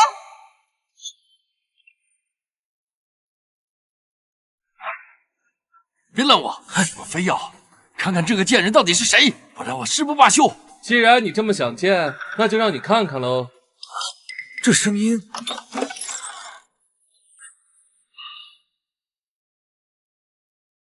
哟，孟兄，别来无恙。我以为我们是朋友。我们白天见过一面，的确算得上这样。而且今天这事儿，我征求过你的意见，你也没有拒绝。你认识他？大哥，他说你想要强占灵英，可有此事？他是奸夫，他说的话也能信？你的伤好了？孟兄，我敬佩你的侠肝义胆，但你为了这个人渣，实在不值。他可害了夫人半世，若真的把你当成兄弟，又怎么可能会觊觎你的夫人？你说再多也掩盖不了你奸夫的事实。你知道你跟我的区别？我不如你无耻。你根本就不在乎林英这个人，你只在乎他父亲的权势。林英他过得痛不痛苦，你毫不知情。你只认为只要娶了她，便可平无妻。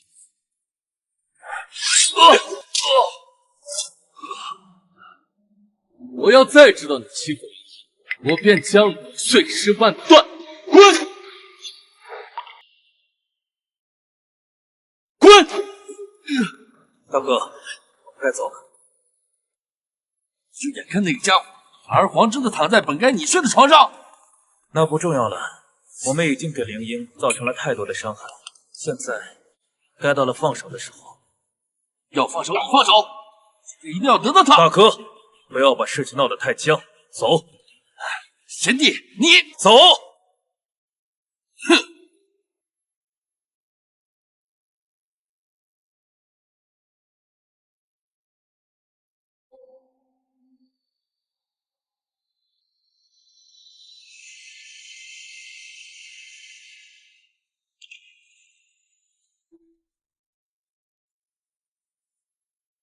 你是打算让我继续留下来，还是结束我们俩之间的关系？话都已经说开了，这孟寻欢要是个男人的话，胡啸天以后就再也不来打扰你。不过我建议还是回大将军府吧。你不能一直陪着我吗？我可以为了你放弃一些，但绝不会放弃一切。你不要结束我们这段关系吗？夫人，你误会了。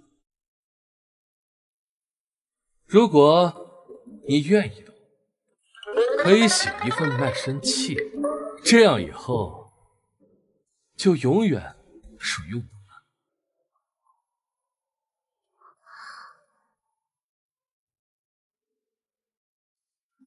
我现在就写。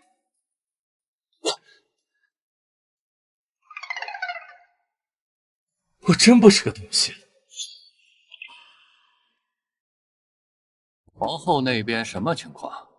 皇后娘娘并没有派人去找小李子，而是派人传出消息，说这传诏时手里的圣旨写的是调遣秦飞虎镇守边疆。媚娘没去找九皇子吗？没有，皇后在宫外没什么事情。你去传一道圣旨，给老大的生母郑贵妃，念在她关心朕的份上，准许她回家省亲。郑贵妃一旦出宫，多半会继续掺和大皇子和秦灵燕的婚事。若是迎亲之时也去秦飞虎的府邸，多半也是要给李三更下跪。陛下这是要羞辱郑贵妃呀！诺。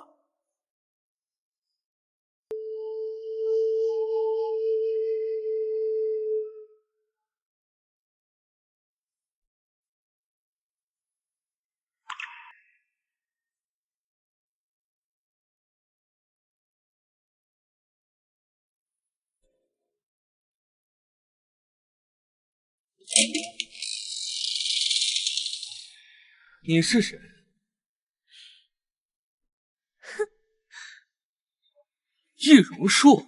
你大概还不知道，我天生骨骼奇特，从小又学过缩骨功，可以变成任何人的任何模样。江湖上的朋友们都叫我千幻妖人。你刚刚变的是秦灵燕。我昨天去了趟秦大将军府里，秦灵燕好像被他爹给关了起来，应该是秦灵燕不想嫁给大皇子。谁都能变？干嘛？我可以帮你偷东西，也可以帮你办事，但是你不能让我变着形象去陪那些所谓的大人物。我要是让你变成绝色美人，陪我，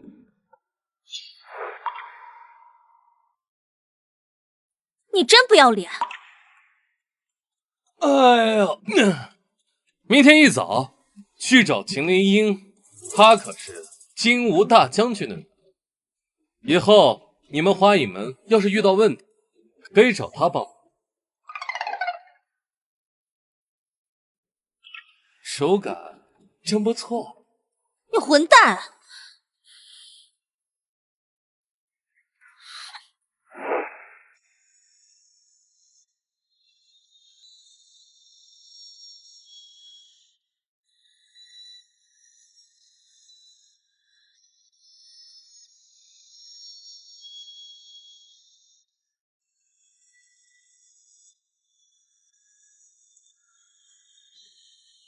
对了，夫人，她叫阿朱，也算是我的侍女。等吃完饭以后，将这明玉心经的功夫教她。好。夫人，等我不在的时候，我会让阿朱随时来找你。你有什么事情，可以尽管吩咐她。怎么，还不叫夫人？夫人。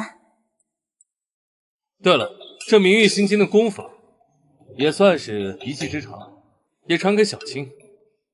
小青，你的天资有点低，但是没事的时候要勤加练习。好，后面说不定会有功法傍身。没有什么事情的话，你们两个就先出去一下，我还有事情要和林英单独说。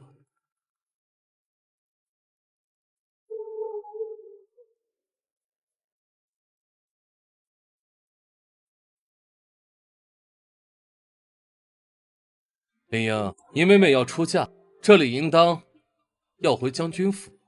等你到了将军府，我还有一件任务需要你去做。任务？什么任务？等大皇子迎亲的事，我需要你调查清楚他的时间还有路线。你查这个做什么？你查这个做什么？我如果不告诉你，你还要帮我吗？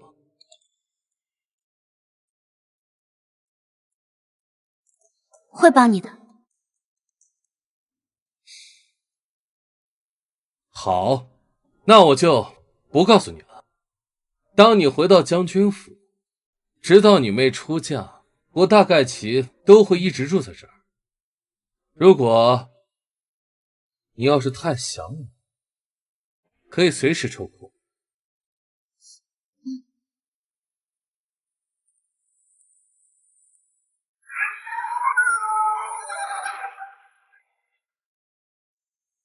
茵茵，你怎么这么快回来了？对了，我让你调查的事情，调查清楚了吗？大皇子会在9月初8早上辰时1刻从皇子府出发，经东市街到达永兴坊，大约会在4时到达。后面的迎亲礼节大约会花费1个时辰左右。辰时1刻，辰时1刻相当于我那个时代早上7点半，4时是早上9点。今天是9月初5，后面秦府会越来越忙，我需要陪着我妹妹，可能抽不出回来的时间。在这最关键时期，选择与皇子联姻，你父亲这是站大皇子的队，这公然挑衅皇权啊！陛下可还活着？不仅能灭了你们秦家，废除一个皇子，都只不过是一纸诏书的事。如果你是我爹，你会怎么做？我是你爹？哎，那个负荆请罪的故事，你有没有听过？那我讲给你听听。想当年，这廉颇老友上门犯法，嫉妒蔺相如的才华。后来呢，知道自己的过失，大概是这么一个故事，你明白了？那我现在需要回去把这个故事讲给我爹听。哎，故事可以讲，但是千万不能提起我。好。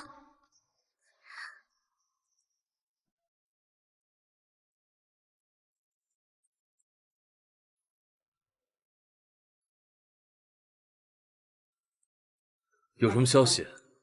大皇子那边已经广发请帖，时间没变，仍是9月8日。秦灵燕被他爹给囚禁起来了。我听秦府的佣人说，秦灵燕不想嫁给大皇子，而是和一位江湖侠客关系甚好。还有吗？有势力在调查你，秦飞虎、大皇子、二皇子、九皇子、钟贵妃，还有天下第一神捕公孙小生。这秦灵燕心仪的那位江湖侠客是谁？3绝郎君燕龙城。他大概有多强？我估计和孟寻欢差不太多。那我们还是说说天下第一神捕公孙小生。想知道公孙小生的事，问他不如问我。将进酒，杯莫停，与君歌一曲，请君为我侧耳听。与君歌一曲，请君为我侧耳听。你就是公孙小生啊？你是怎么找的？哎，在这之前，我可没见过他。我建议叶门主出去转转。他的意思是说，有话要跟我说，不想让你听，你出去转一圈。哼，那我走便是了。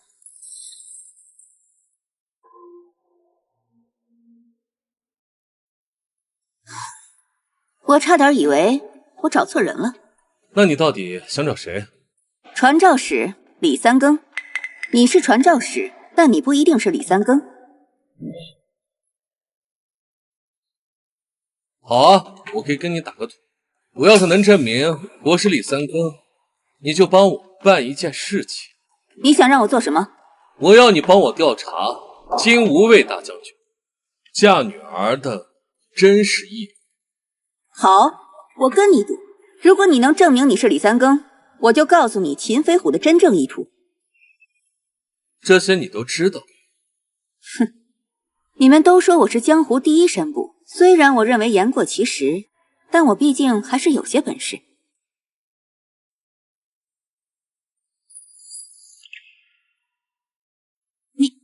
你要干嘛？摸摸看。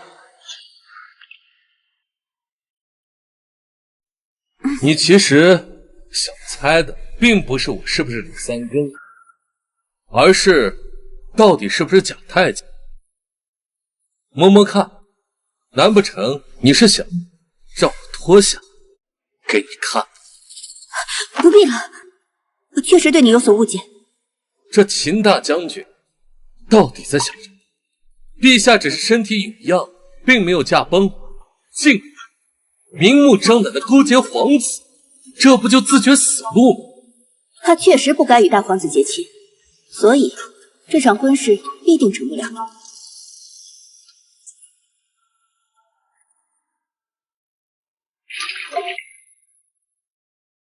叶门主刚刚提过一位江湖侠客，三绝郎君燕龙城。我隐约记得秦飞虎好像帮过他一次。这么说，这燕龙城会去帮忙抢亲？也有可能是直接刺杀大皇子，谁知道呢？燕龙城实力非凡，宗师之下鲜有敌手。这燕龙城现在到底在哪？和你一样，也躲了起来，静等9月初8迎亲之日。还有件事要告诉你，大皇子决定9月7日提前迎亲，迎秦灵宴进大皇子府。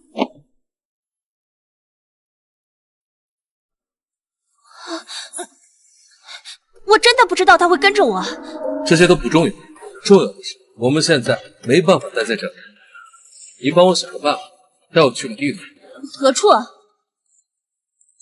大将军府。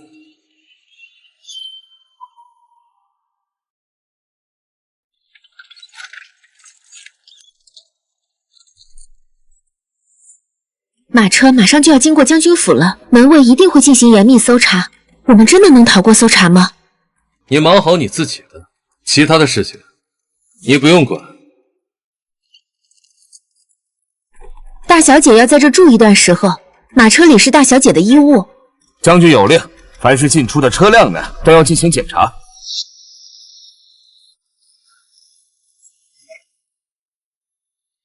检查完了，你进去吧。好厉害，竟然真的躲开了。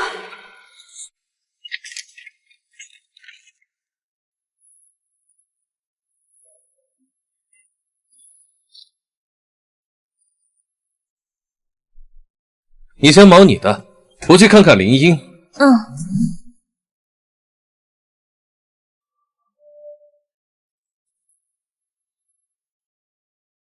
姐，我那集大的小的都有。秦飞虎真狠啊！为了不让自己的女儿逃婚，给秦灵燕下这样的药，连如厕都无法做的，这他妈还是亲爹吗？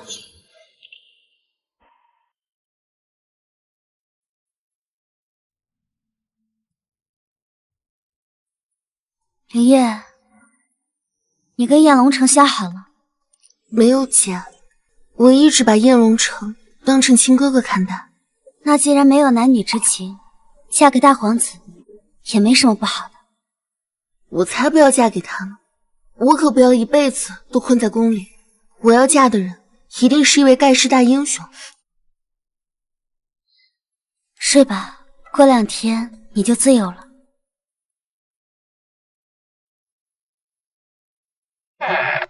刺，竟然有人敢来将军府行刺！今日如果我不在这里，这对姐妹花岂不是就要遇害？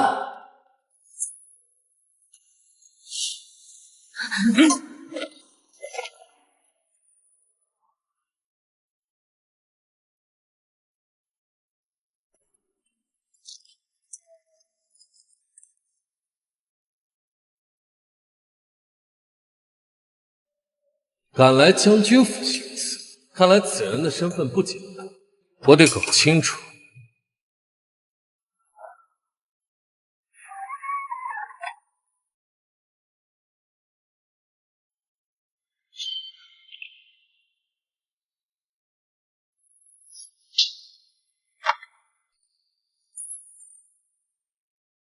你是谁？这话我应该问你，为何夜袭秦府小姐？无可奉告。不说什么，那我就杀了你，然后把你的衣服扒光，丢到朱雀大街。我就不相信没人不认识。你无耻！你要是回答，或许我们还有合作的可能，不然你的下场就只有死路一条。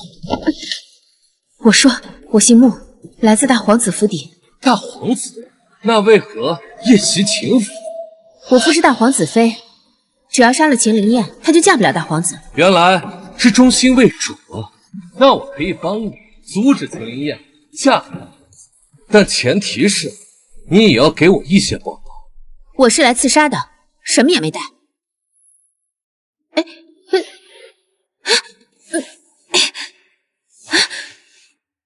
还说这不在吗？藏的还挺深。你混蛋！你搜我身子！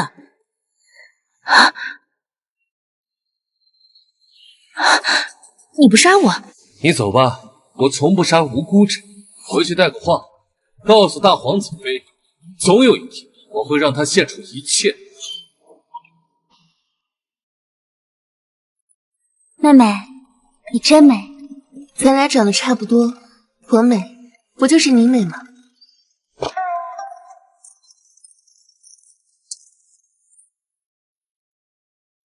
这是软香散的解药，你服下后不准乱跑。大皇子的母妃郑贵妃已经被批准出宫，届时你要陪在她身边。待出阁宴结束之后，大皇子会直接接你回府邸。妹妹今晚就要去大皇子府。大皇子怕发生意外，想要提前接灵燕回府。我不嫁。爹，陛下还活着呢，秦锦是生病了，这时候你选择跟大皇子联姻，陛下心里肯定不舒服。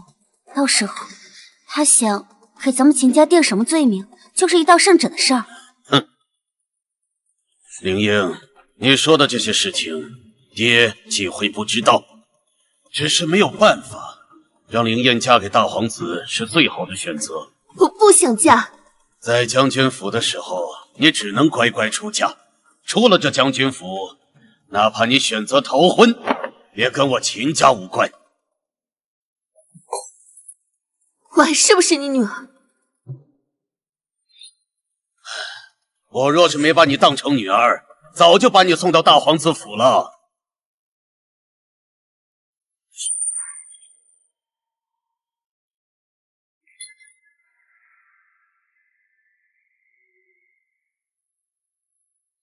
陛下，郑贵妃娘娘已经过去了，这个时辰出阁宴应该开始了。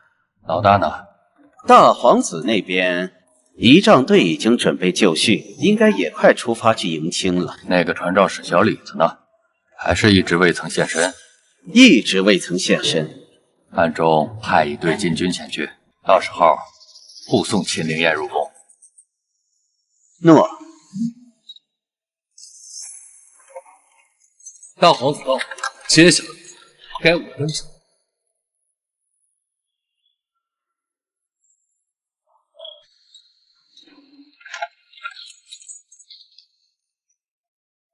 什么人？看过之后，给你们大将军送回去。你以为你是谁？竟敢对我们将军府的卫兵颐指气使？怎么，咱家的话还要说第二遍？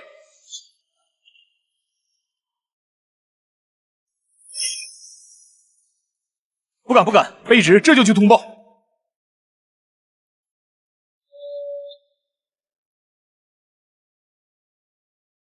卑职赵晋州，不知大人是？谕旨不办，视为不忠。卑职不敢。这等气魄，大丈夫当如此啊！他是太监。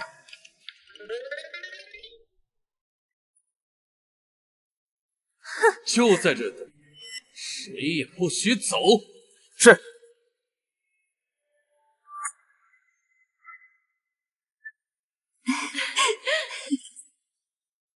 哈哈哈哈。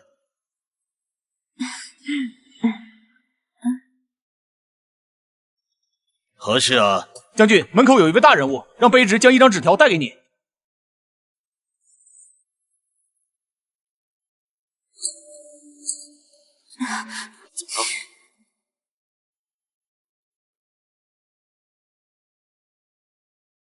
来人是谁？应该就是那位传诏使李三更。传这种旨是要给本公子一个下马威吗？从远，慌什么？纸条上写的什么？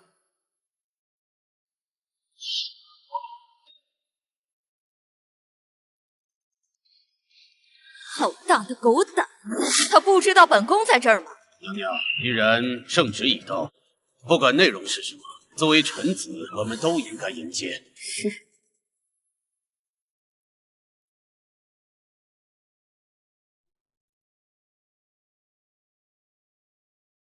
李三更应该是皇后的人，上次他帮钟贵妃传旨，结果因为要求钟贵妃下跪，被他折磨了1个时辰。赵母妃的意思，她是专门冲咱们来的。她是皇后的人，帮陛下传旨，添油加醋是正常。那怎么办？咱们要去接旨。不急，这圣旨应该是给秦飞虎的，咱们先等等。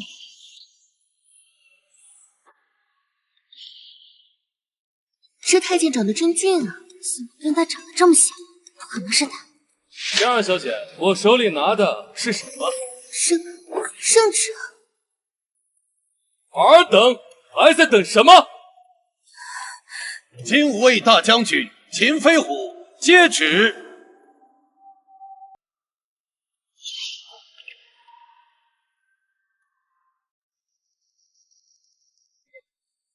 好像还少了一些人啊。秦飞虎，圣旨已到，你这秦大将军府还有些人不肯来接旨。公公，你想多了。卑职对陛下的忠心，天地可见。少说你这些冠冕堂皇的话。你这秦大将军府有多少？来了多少宾客？咱家一清二楚。我给你一盏茶的功夫，咱家让现场所有人都跪拜在圣旨前，否则咱家禀报陛下，说你姑息养奸。卑职现在就去叫所有的人。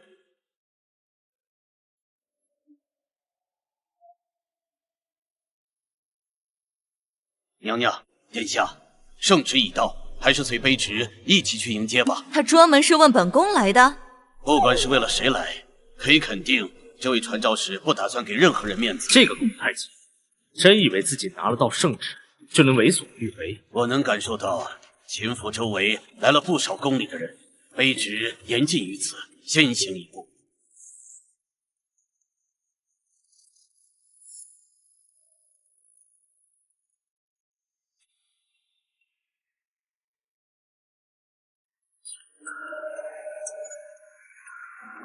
贵妃娘娘见谅，咱家代天传旨，无法行。你眼中还有本宫这个娘娘吗？咱家当然有，所以特地等娘娘过来宣旨。那你还等什么？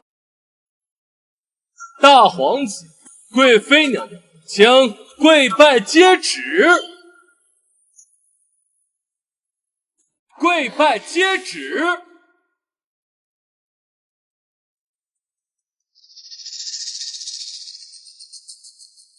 大皇子，你认为凭你现在的身份，不必再跪迎圣旨？遇到圣旨，作为臣子不拜，视为不忠；作为皇子不拜，视为谋逆。太监竟然让我们当着这么多人的面说，必非不欢迎。奉天承运，皇帝诏曰：朕为乾坤德和，帝都永安。赖飞虎之功，今有秦氏灵验，将门娇女，知书达理，贺晋封为燕美人，自居雁行宫。即刻入仕宫闱。你们岂不打算接旨吗？卑职接旨。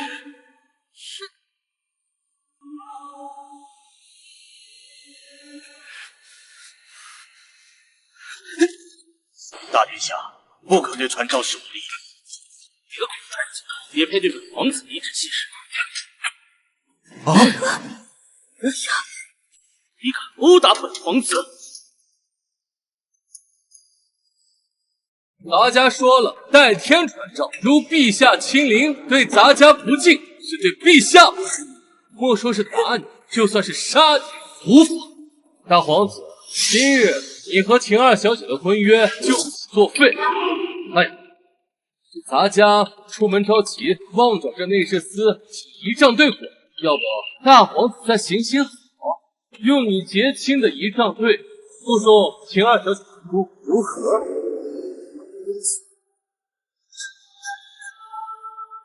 卑职这就安排灵燕入伍。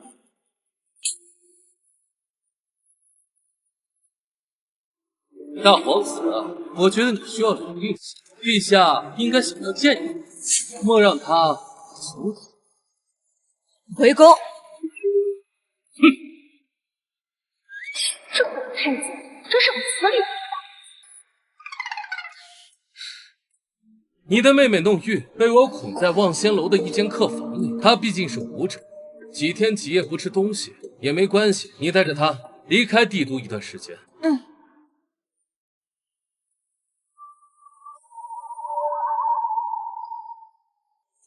娘娘，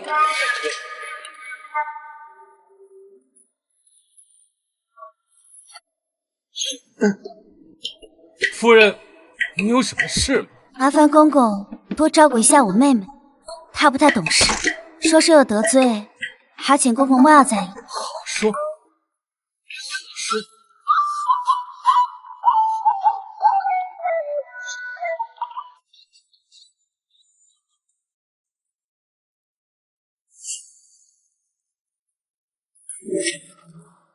老大，听说你对朕的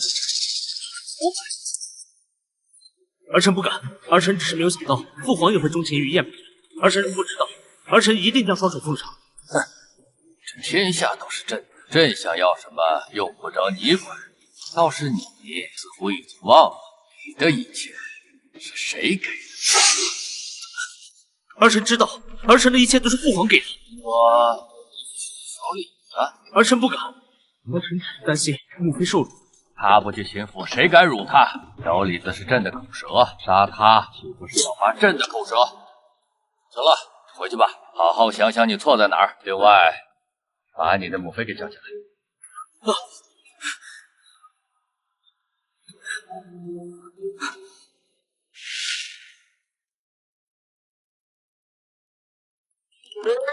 没想到跟贵妃生起起来还挺好看的。不服朕？臣妾只是不明白，为何陛下要派萧美娘的人来羞辱臣妾？朕只是警告你，后宫不得干这事。可是陛下……行了，回去吧。小李子，替朕送郑贵妃回宫。一灯，我刚从国外让他遭受屈辱，你现在让我去送你，这是狗语。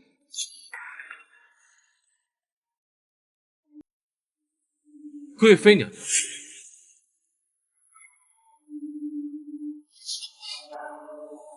难怪萧美娘如此器重你，细看之下已经长得如此俊俏。跟本宫走吧，陛下专门让你送本宫回碧云宫。咱家这还有重要情报需要禀报陛下。其实，蝶香百日伞的脚气，花大盗欧阳云鹤果然在宫中。休想用这种手段逃脱！钟淑贞那个贱人都敢对你发脾气，本宫为什么不能？现在就跟本宫回去。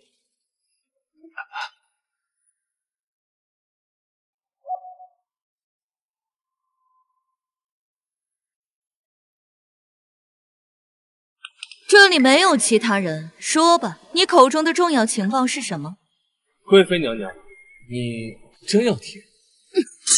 你再废话一句，信不信本宫让人再来阉割你一次？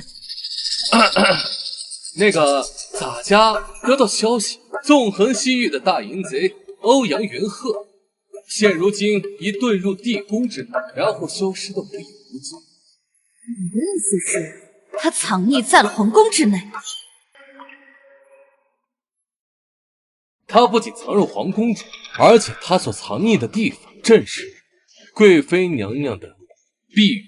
你简直是胡言乱语！贵妃娘娘，你不如先听听咱家来给你分析分析，这赫赫有名的大淫贼竟然无缘无故的藏在宫中，这肯定是有人想利用此淫贼来对付宫中某位贵人，而此位贵人现如今身份极其特殊。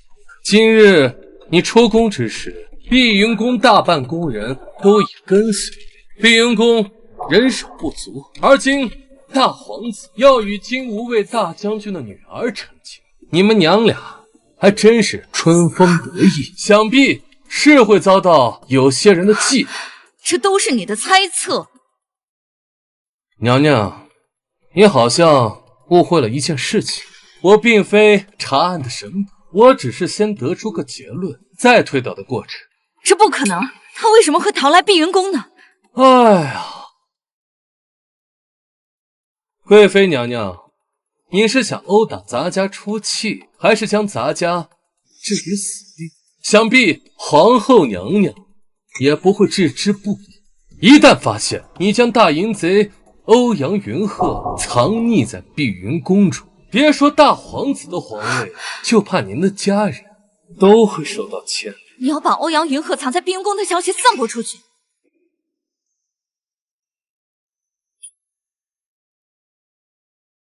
我会帮贵妃娘娘保守秘密，但是贵妃娘娘，你也要答应我一个要求。什么要求？让咱家抽你！你个狗太监，连贵妃也来调戏，信不信我告诉陛下，让陛下杀了你？让他们来啊！你倒是接着叫，好让外面的侍卫都进，看到我以下犯上，我必死。不过在我死之前，我会把你将淫贼欧阳云鹤藏匿在碧云宫的消息散。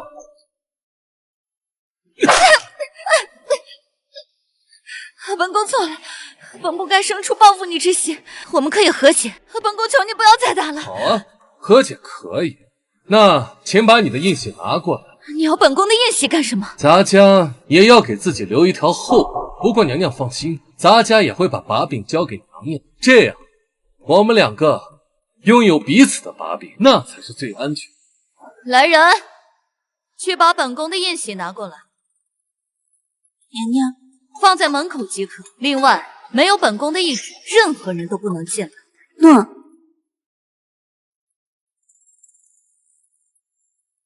贵妃娘娘，发号施令的感觉爽吗？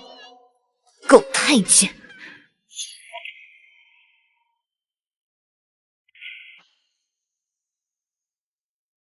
皇后娘娘，陛下身体不适，已经睡下。你该知道本宫为何来此。郑贵妃受了委屈，需要有人担着。陛下也提醒郑贵妃不可杀人。这李三更的安危，娘娘不必担心。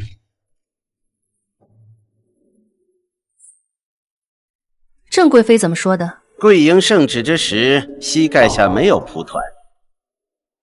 这是陛下赏赐给李三更的3颗金髓丹，娘娘可以代为赏赐。这一颗血之净容丹是陛下赏给娘娘的。陛下让我提醒娘娘，郑贵妃很在乎自己的容貌。本宫知道了，替我多谢陛下。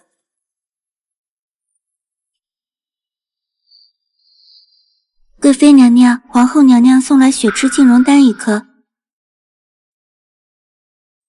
皇后娘娘送来的丹药，你也敢吃？她毕竟是皇后，本宫还是要给她一些面子的。把眼睛闭上，咱家喂你吃。你？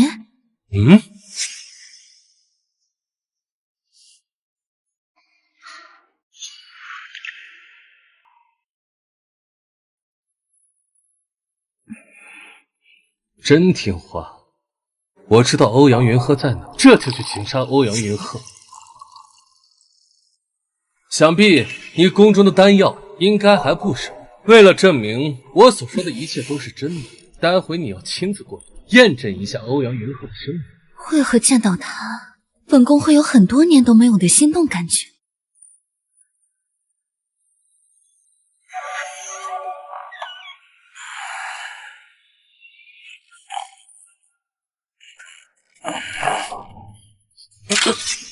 不要动，不要叫我的死！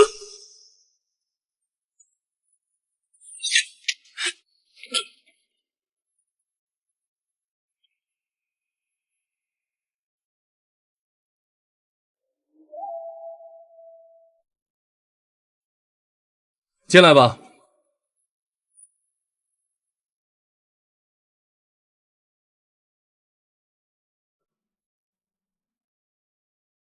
检查一下他的身份。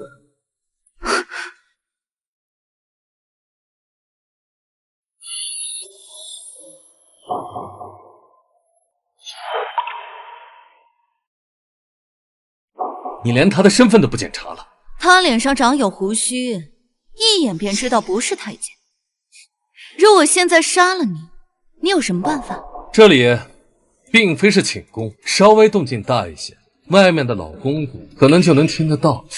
忘了，欧阳云鹤的身上有蝶香百日色，刚刚我拍你时，你身上也有蝶香百日色。怪不得你这个狗太监刚才故意拍我。我让你带来的东西呢？我这里有一颗黄庭丹，出自真武派，吃下它，你便可以长20年功力。贵妃娘娘，以后你想我的时候，可随时派人去传我。滚！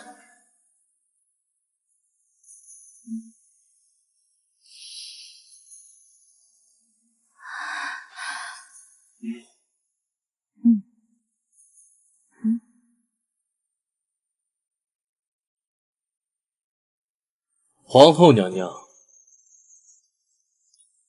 上来，先随本宫回清宁宫。是。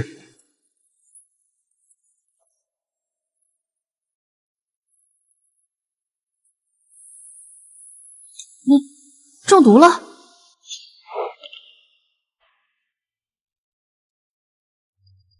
这毒应该是欧阳云鹤身上，但究竟是什么毒？晚些时候得用内力把毒逼出来。郑贵妃干的。此事说来话长，本是郑贵妃用马鞭折磨我，不过她那边出了点状况。什么状况？还请娘娘见谅，我答应过她要替她保守秘密，所以你没事就好。既然你没事，我也就不多留了。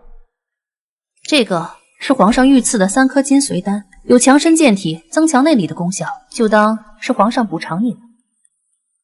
多谢娘娘。一会儿半路下车回自己的住处，记得用内功把毒逼出来。明日一早去养心殿，准时报到，不可以迟到。诺。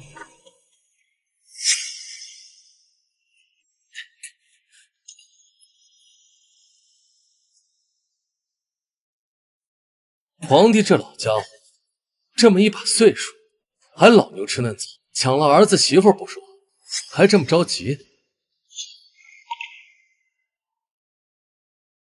洪公公，小李子来了。见过老祖宗。传旨的是你办得不错，能在诸多势力之中活下来，足见你的功力很出众。一切都得益于皇后娘娘赏赐，这又是丹药，又是功夫。皇后娘娘对于小李子来说，从不吝啬。你不必谦虚，你越强，能办的事就越多。听说你和秦飞虎的长女秦灵英关系还不错。我操，不会是我假太监的事情暴露了吧？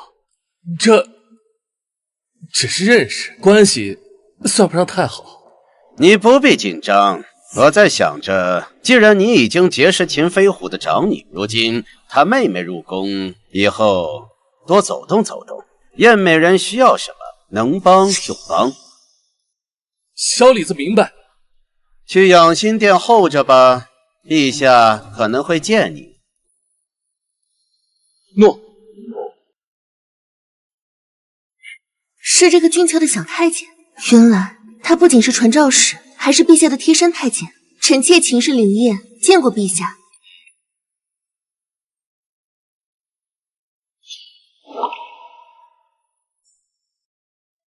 往后到朕这儿来，即心所欲即可，无需在乎这些。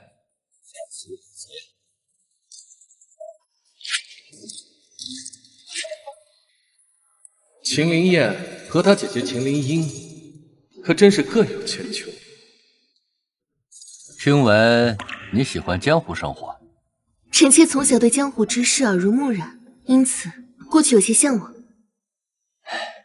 等朕的身体好一些了，朕带你一起巡游天下。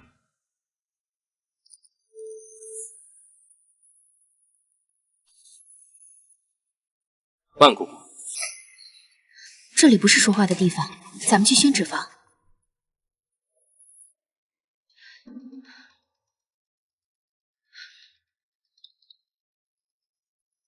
万姑姑，什么事儿这么谨慎？既然找你，自然是有十分重要的事情。有什么事情，尽管吩咐。不是我的吩咐，是洪公公的吩咐。不论是谁的吩咐，小李子都照办。听说你和叶美人的姐姐秦灵英关系挺好。你怎么跟洪公公问我同样的问题？到底发生了什么？洪公公让你帮忙，把叶美人从少女变成真正的女人。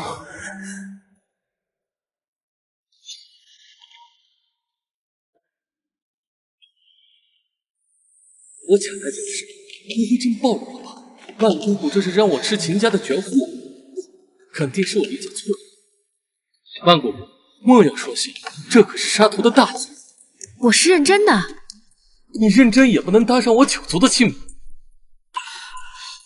小李子，你听好，陛下身体有恙，不妨势力生出了异心，他们可能通过叶美人的情况判断出陛下的身体情况，所以叶美人必须变成真正的女人。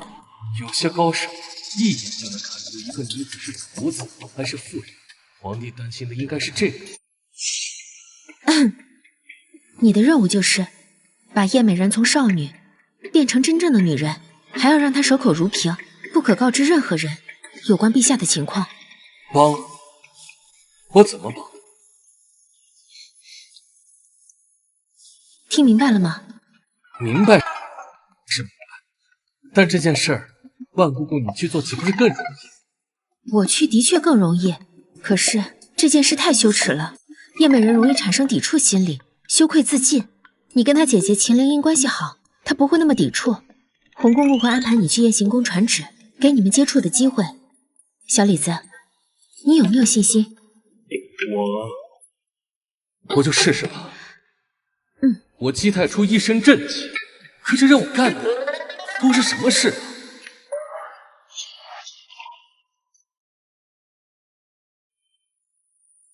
小赵子，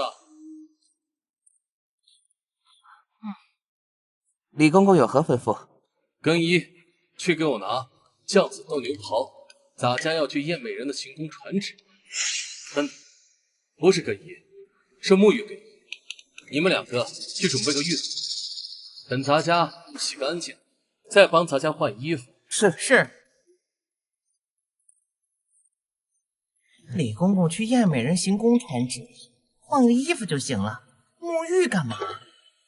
你问我，我怎么知道？我劝你不该问的别问，不然被李公公听到了，又没咱俩好果子吃。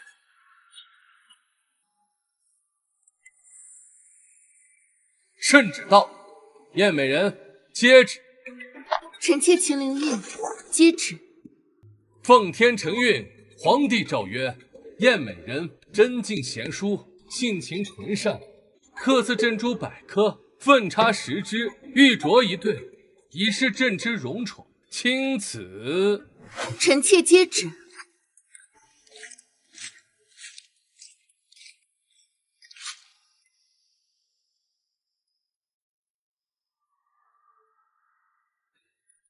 小李子，前些日子我有咳嗽，还望娘娘海涵。先回宫吧，正好我有些事情想问你。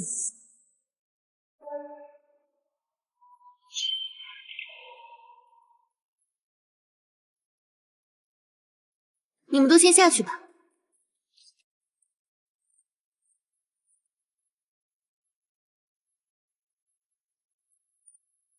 你认识我姐姐？何止是认识，我和你姐姐的交情比你想象中要更深，而且临行前她交代过要我好好照顾你。如果你不信的话，我可以证明。你拿什么证明？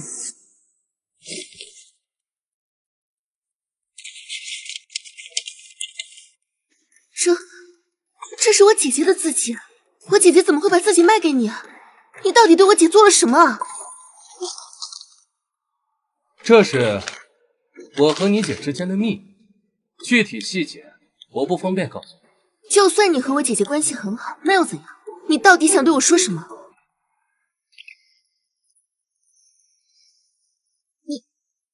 你想干什么？我想问问你，想不想和你姐一样，把你的一切都给我？你这个小太监，好大的胆子！我可是陛下的妃子，你连宫里的妃子都敢调戏，就不怕陛下诛你九族吗？如果我是奉旨调戏你，奉旨啊？你是说陛下让我奉旨出轨？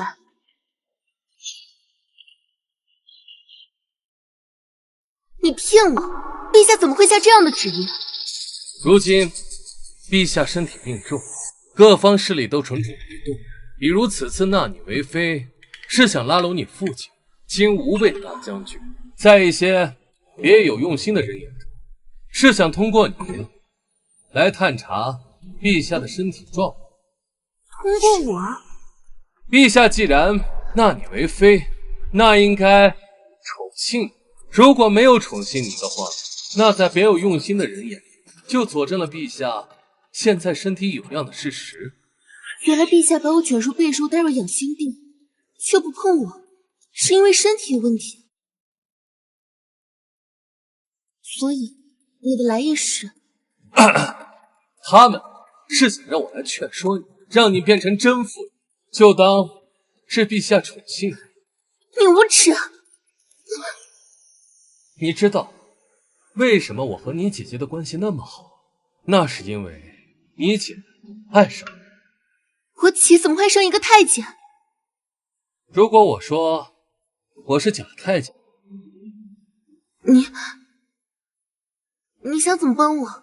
如果你愿意的话，我们可以在一起羞辱那位高高在上的皇帝，让你变成真妇人。如果你不愿意的话，那我走了。我愿意。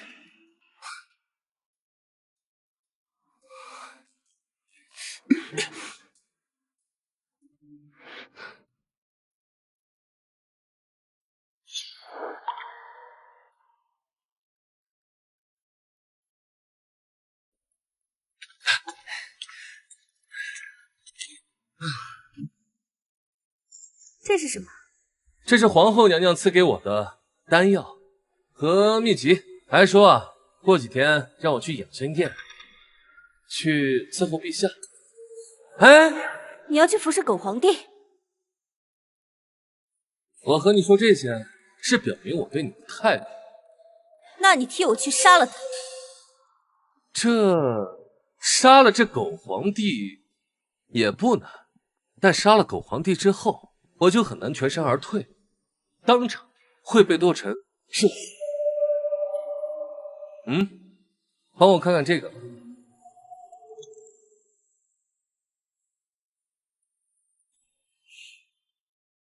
这是一颗大药丸，药效非常强，普通人吃了的话会七窍流血，但你已经有我一半的功力，可以吃。那对你有用？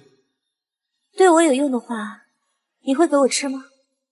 你可是身怀天宗绝学，若将此药炼化上去，肯定会效果最佳。那你该怎样吸收药效？你体内有仙灵脓，我吸收点不就好了？